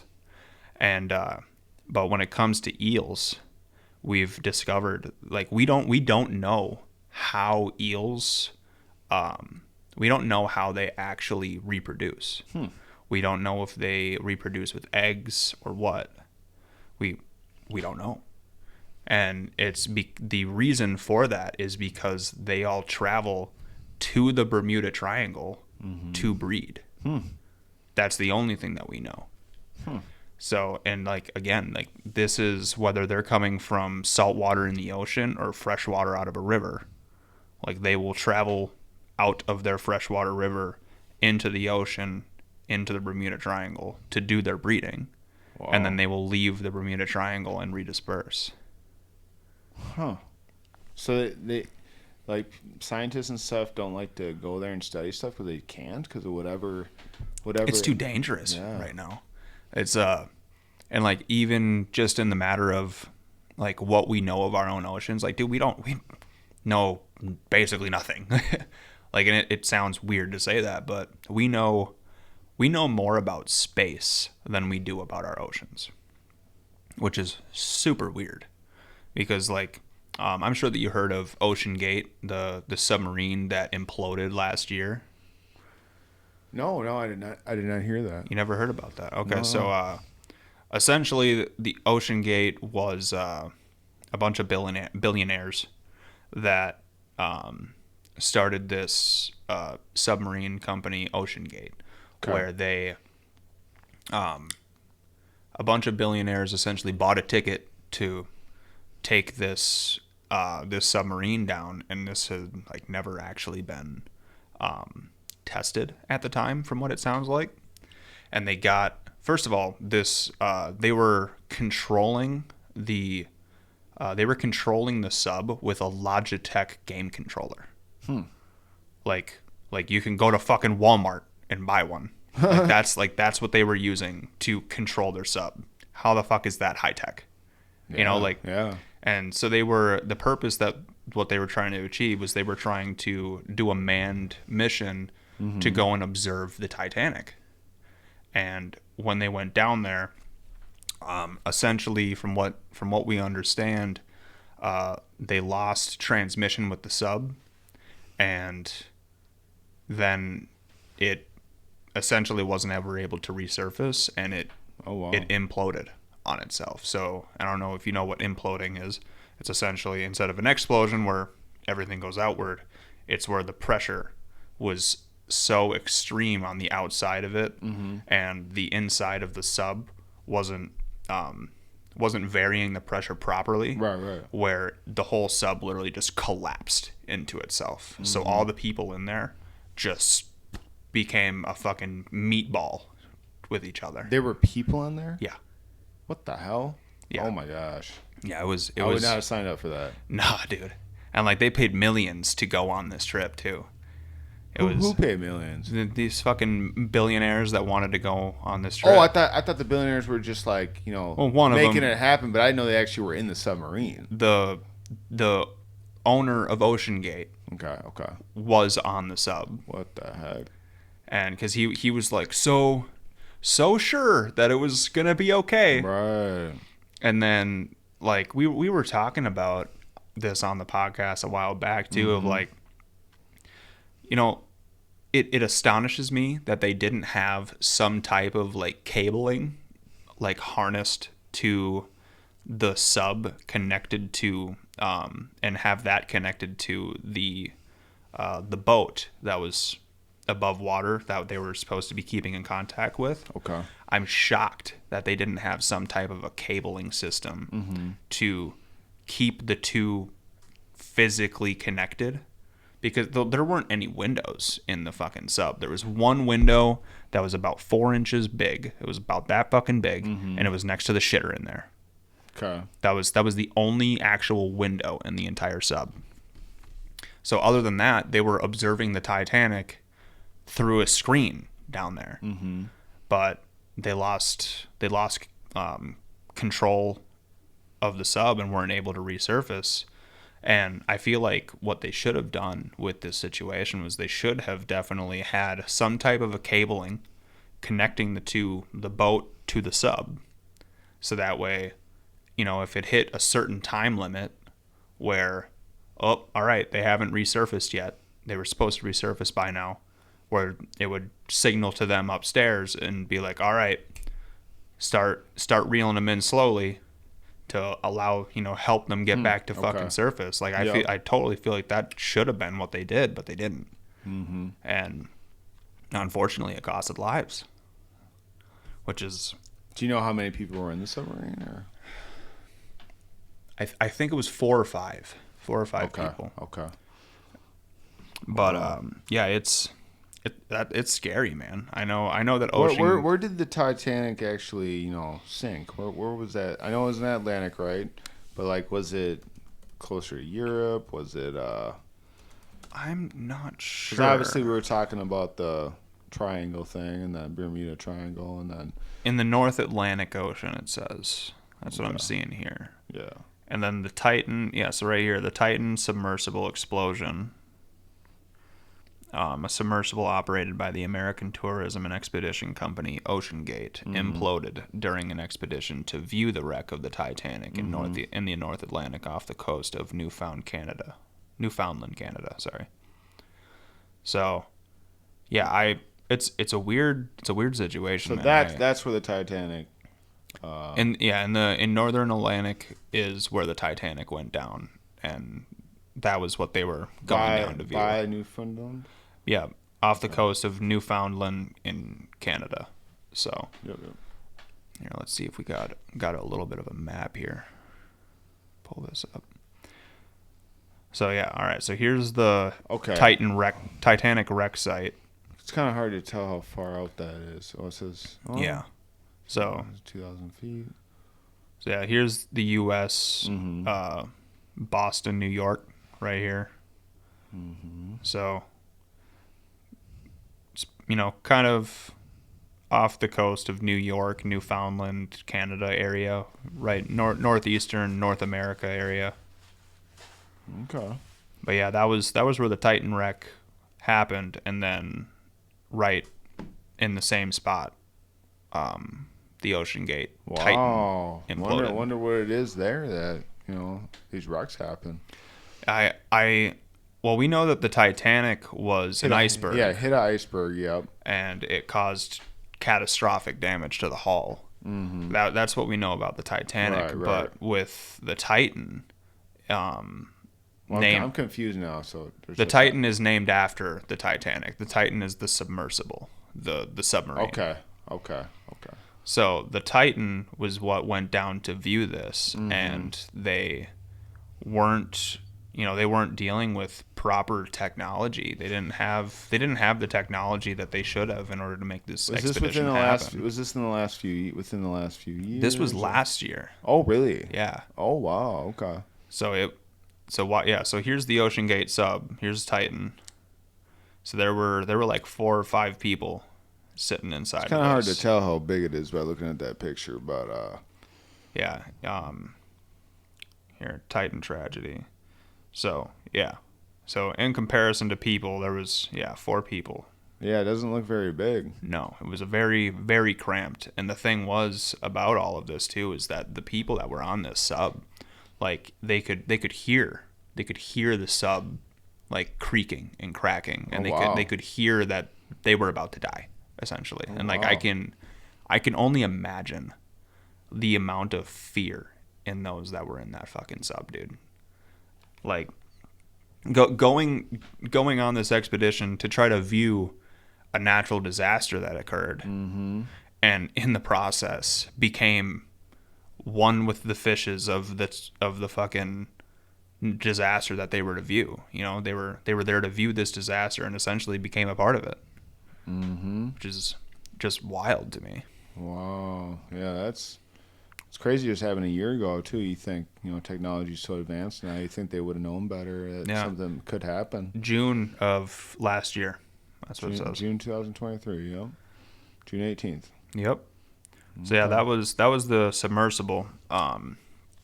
Getting back into the nature is metal facts though. Okay. So I have So I have a video of some mountain goats.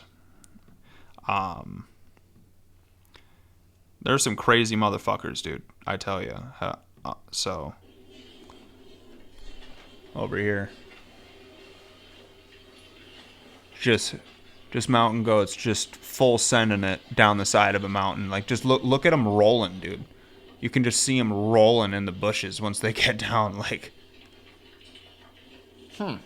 Like just boom, boom, barrel. Are they roll. like running with the fall, or are they jumping off completely? See, and just flop, just rolling down, dude. okay. See that? Just flipping. Is that a normal thing for mountain goats, or? Normal? I don't know. I feel like they are typically. I feel like typically they're either very durable and do this consistently, Yeah. or they all were stuck on this cliff ledge or something. Right. Like that's all that I can really think of. But it's like, just looking at that, dude. Like, they're just falling. That was TikTok. Yeah. That's so weird. Wow. I don't get it, man. That's a weird thing. That'd be a good thing to look up. Like, is this something they regularly do? Or? Here, do mountain goats? Oh God. Ever fall? Mountain goats can fall, but they are well adapted to their mountains habitats and have many features that help them avoid falling. Well, according to that video, you're fucking wrong. But so let's see. Their hooves, mountain goats have hard spiked shells and spongy foot pads that help them grip and balance on small cracked ledges. The technique they use before placing their feet, mountain goats paw away loose material to improve their footing. They also look ahead while descending. Jumping. Mountain goats can jump nearly 12 feet. Okay. I didn't know that. That's actually pretty. That's actually pretty fucking high. That's impressive. Yeah, it is. That's taller than this fucking room. Just from a standstill. That's wild. Yeah. However, mountain goats can still fall, and avalanches are a common cause of death for them. In one region of Alaska, avalanches were responsible for 65% of mountain goat deaths. Wow. Mountain goats are also vulnerable to climate change, which is altering their alpine habitats and cool temperatures. Interesting. Is it common for them to fall? At least as many goats tumble downhill as a result of battling as fall in ordinary climbing mishaps. No one knows how many of the animals fall to their deaths. It's common sense that not many knock each other off cliffs, or too few would survive. It's almost like, the head goat of the herd or whatever was kind of like, hey, I'm gonna jump off this cliff, but I'm, you guys all look up to me, so if I do, you're gonna do it right. Yeah, it's like that, like what your parents would say to you when you were young and you were out acting like a fucking hooligan. Your parents would be like, well, if your friends jumped off a cliff, would you?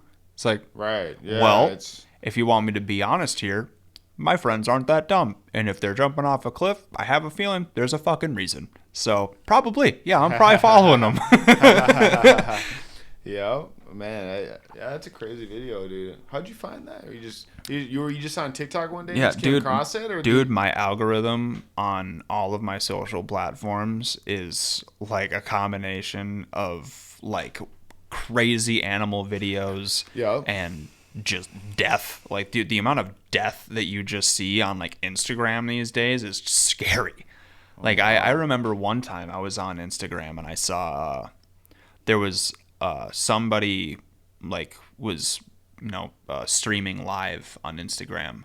Yeah. And they were streaming themselves like over top of a drug mule, like a person, like that they had him fucking cut open, like chest down to his fucking down to his crotch, essentially. Just had this dude peeled open like a tuna can, dude. And it was just them pulling out fucking bags of drugs out of this fucking guy.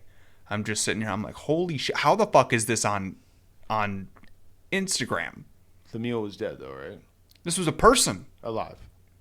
I don't know. They might have been alive and under some type of anesthesia, but Right. holy shit, dude. That's fucking nuts. When did you see that video? That one was probably a little over a year ago now. Okay. It's hard to forget though, right? Hard to forget that type of shit, man. Hard to forget whether it's in a movie or not. You know what I mean? But the crazy part was it wasn't in a movie, right? It was Yeah. real life. Wow. So here's one other thing, two other things that I got for Nature is Metal. So here is a dude feeding a hog.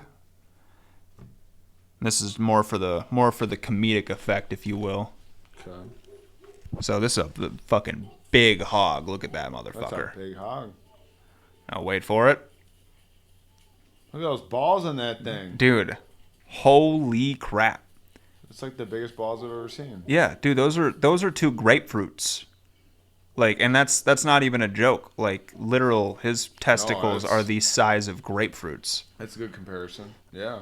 It's like, and like they're so big that they're like hanging behind his back legs, and when he's walking, he's slapping his fucking testicles from side to side. Like, dude, you remember when you were in fucking middle school and everybody would sack tap you all the fucking time being stupid teenagers?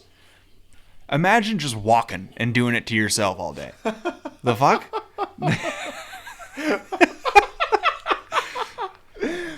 Oh my gosh, dude. I don't get it, man. That's just why. Like, I didn't know that they could get that every big. video you show me today, I'm just like, never seen anything like these videos. It's so wild. I just can't believe it. So Wow. here's one other quick video that I got for you. Okay. This is a guy releasing a bear back out into captivity, or back out from captivity. Right. They basically rehabilitated the bear. I think it was injured, and this is them re-releasing it back into the wild, and it turned into a wild animal again really quick. Really? Okay. Oh wow. It immediately started going for He the was like for mad the at dude. him that he was like in the cage. Started chasing him down, dude. And that's not like a huge bear, but you think that's like it's a brown bear, but it doesn't look like a grizzly by any means. Unless it's like a, young grizzly. It's aggressive. It's like chasing the truck after him, like after they let it out. Oh man. I can only imagine being the dude that was like that had to open that cage. Oh, like, dude, imagine if he wasn't smart enough to be on top of that cage. And imagine if that truck was not right there for him to hop in. No, he would have got attacked. Like, dude, Definitely. that would have turned real south real fast. And it just goes to show you like how aggressive bears are. Oh yeah. It's like, and like brown bear, like Brent loves talking about bears, dude. He'll go all day with this shit. So that was a brown bear, or I think that was a brown bear. Yeah, that was. do we have those in North America? Or I know we have black bears. We have grizzlies. I mean, the grizzlies in Canada. They used to have them in northern Minnesota, but I believe we do have brown bears, but not nearly to the capacity that we have black bears in America. Okay. You think that's a full grown one? It doesn't look that big. No, that looks like a very young bear. Yeah. Maybe it looks like it might have been like newly on its own. And it's the weirdest thing. I always wondered about like brown bears, or if it is a black bear, just a lighter color, but like the twins. And I think it's the wild mascot are both brown bears. Am I right? Like the baseball team, the Minnesota Twins. Yeah, I think their mascot is a brown bear, and I think that the Wild's mascot is also a brown bear. Thing is, I always wondered, like, but I always wondered, like, I've heard people say we just have black bears in this state, but if that's the case, why do we have brown bear mascots then? You know what I mean? Yeah. So I don't know if like there's black bears that have like a shade of brown instead. It's just, but. Here, look up the wild mascot. So there's the Twin City Bear, TC Bear they call him. Look at the wild mascot here. Nordy. All right. It's a bear. Now I don't know more cartoony than anything else. But yeah, it's kind of only yellow fur, but Obviously, it's not a black bear though, so I guess. Yeah. So this looks like while his exact species remains a mystery, some describe him as a puma or a fox bear hybrid. Okay. Adorned with hockey hair and a green M on his forehead. Okay. Very interesting. Yeah, but look up. Is there brown bears in Minnesota? I just looked that up because I thought it was. Heard people I believe there are. Is there? Okay, but no grizzlies. I know they don't have grizzlies no more in Minnesota. But let me see here. Yes, some black bears in Minnesota are brown. Okay, it says yes, some black bears in Minnesota are brown, but they are less than 10% of the state's black bears. Okay. Yeah. So, looks like it sounds like we mostly have brown bears, but grizzlies. No, I think I've looked this up before. Grizzly bears, I think, were in like when the U.S. was founded by the Europeans. I think. Yeah. So no grizzlies in Minnesota. It says grizzly bears were once common in Minnesota, but European settlers hunted them out and converted their prairie habitat into farmland in the 1800s. The last sighting of the wild grizzly bear in Minnesota was in the 1800s. Okay, but it's crazy that we're bringing up bears and stuff because I was driving down 694. I don't know if it was Matamidi. It was north of the Marcus movie theater, and I'm driving down the highway and. I saw something running like 30 miles an hour, and I was like, what? It was running so fast I didn't get a good look at it, but it wasn't small, and it was, and I'm not gonna lie, if I was gonna try and remember what the color was, I'd say it was brown, but after I saw it, I was like, that had to be a bear. Yeah, I don't know what else it could have been, but it's the weirdest thing, when I first moved into my girlfriend's place, I'd be walking out to the car, and I'm like, hopefully there's no bears out here. Yeah. So, how I told you I used to be a mover for a long time. The first time I worked for the same moving company twice. So I worked for them when I was like freshly out of high school a little while back. Okay. But I also worked them, 2 years ago now. I was working for them again, but the first time that I worked with them, it was 11 o'clock at night. We were on our way to an unload. Yeah. And I was driving. Where was this? Do you remember where this was? This was in, I don't remember where it was, but it was north of here in Wisconsin. Okay. We were on our way to the unload, and it was middle of the country, middle of the country back road essentially. And driving down the road, it's fucking dark. It's pitch black out. Not a street light in sight, So we were driving down, and we this dude that has worked there for years, his name was Trevor. He was in the passenger seat. And he looks at me. We were just chit-chatting, bullshitting. And then out of nowhere, I still to this day, I don't actually know what it was. But something black just darted from the left side of the road in front of the fucking truck, and I smoked that bitch, dude. I fucking smoked it. What do you mean? You hit it? Oh yeah, I ran it right the fuck over, dude. Thud, both wheels, and like with the stature of it, I think it was a small bear. Okay. But so was the truck fine or? Yeah, the truck was fine. Okay. But we believe that it was a small bear that Did you get out to look at what it was, or did you stay in the truck? No, dude. I fucking hit that bitch full force, and I was like, well, whatever it was, it's dead. Like that, you don't go under both wheels like that in a fully loaded truck. But even if it was a bear, how are you gonna run over a bear? I guess it's hard to imagine Yeah.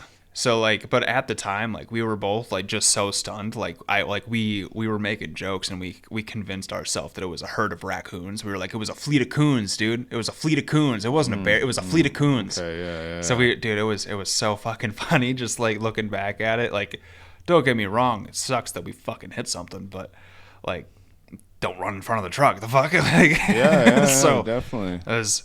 Wow. But it was also our initial thought was nah, that was a bear. And it was because of that we were like, we are not stopping this truck, because if it was a bear, chances are that if it isn't dead, it might fuck us up. And two, right. A lot of bears tend to run in packs. Do they? Well, at least when they're young black bears. Okay. Well, And- yeah, because there's no way it was a full grown. Yeah, because it definitely looked like it was young. It was a small, but like Okay, the okay. build of the shadow that came through, Right, there was right. no way that it was like a dog or something. You know, like it had to have been something fucking beefy. Mm-hmm. And as soon as we hit it, I was just like, I'm not getting out of this truck, dude. Because like if I do, I'm terrified that there's gonna be Mama Bear like fucking right there, ready to maul us. You know what I mean? Right, yeah. So it was. You're lucky. You're lucky. The truck was still good. You're yeah. lucky. That would have been bad, Dude, if yeah. there was like a few bears around and you hit something and the truck was like almost totaled or whatever, and Yeah. you had to get out and look at the engine. I mean, fuck. I don't know. Yeah, and honestly, like I was also, like I said, it was fucking 11 o'clock at night. We were working like 16, 17 hours at that point. I know. We're just getting to I've unload. done box truck stuff, and we would work a lot of hours sometimes. Yeah. It was different every day. Was it different every day for you too? Oh, yeah. Yeah. So, But yeah, that was a job where we had, it was like the place that, the people that we were moving in, it was like a family of 6. And it was like 4 trucks was how much, like imagine the back of a 26-foot box truck. And I mean stack that bitch to the ceiling, wall to wall, front to back. No air in that thing. Mm-hmm. They had 4 box trucks worth of shit. Are you kidding me? Yeah, dude, Oh, the wow. amount of shit that people for some reason think that they need, Right. like it's ridiculous. And like obviously I get, like, you know, they had a lot of kids and Right, varying in ages. You said and all 6, that. right? Yeah, it was family of 6, so Okay, mom okay, and so dad four- and so 4 kids. 4 kids, yeah. But Okay. yeah, it was wild, man. Really weird experience for sure. But That whole box truck gig, like, and I don't remember ever getting overtime. You don't get any type of overtime pay, do you? not really. If you got to work extra hours, Yeah. that's what you got to do. But Yep. yeah. So how long did you do that for? How long did you do the box truck shit for? I did. You said you stopped for a while and then went back for a while. Yeah, or- I stopped for a little while and went back and helped them out again for a little while. Same after that. company? Yep, same company. Okay. Did you know the owner or something? Yeah, I Okay. did. Okay. Yeah. I knew the owner of where I worked too. Yeah. So it was really cool in one aspect to work for a moving company because, you know, I mean, shit, you learn how to properly move your own shit out of a house as well. Right, You know, yeah, like yeah. you learn the tips and tricks of how to fit something that shouldn't fit to make it fit. You know what I mean? Like how to get a massive fridge down a flight of stairs and make it and turn it in these super super tight areas, and like you learn some weird tricks doing that type of stuff. You know? Yeah, I didn't do it a long time, but I mean, it was decent pay. You know, I wish it would have had like health insurance and stuff at the time. It wasn't a huge business, but no, I mean, for the hourly pay, I think I was getting around $30 an hour at the time, which Yeah. was good to get by a little bit, but Yeah, you know, for sure. But no, yeah. So, but I know the whole bear thing, man. It's good thing the truck didn't get totaled or anything. Yeah, no, dude, and like bears. Was it a bigger box truck or was it a normal size? It was or? normal size. Yeah, okay, you know, okay. Wasn't nothing extravagant. No. But you know those things weigh so much, dude. Even empty, those things weigh a ton. Yep. But no, but imagine, 15,000 pounds worth of shit in the back. Right. So it's like, whatever's going under them wheels, it ain't coming out unscathed. Like. Yeah. But no, it's I will say this though, buddy. It's been a hell of a great episode. I truly appreciate you coming out here. Thanks for having me on. Yeah. Yeah, absolutely. You got a nice place here. I appreciate Do you it. play the guitar? I see the guitar right there. I try to dabble.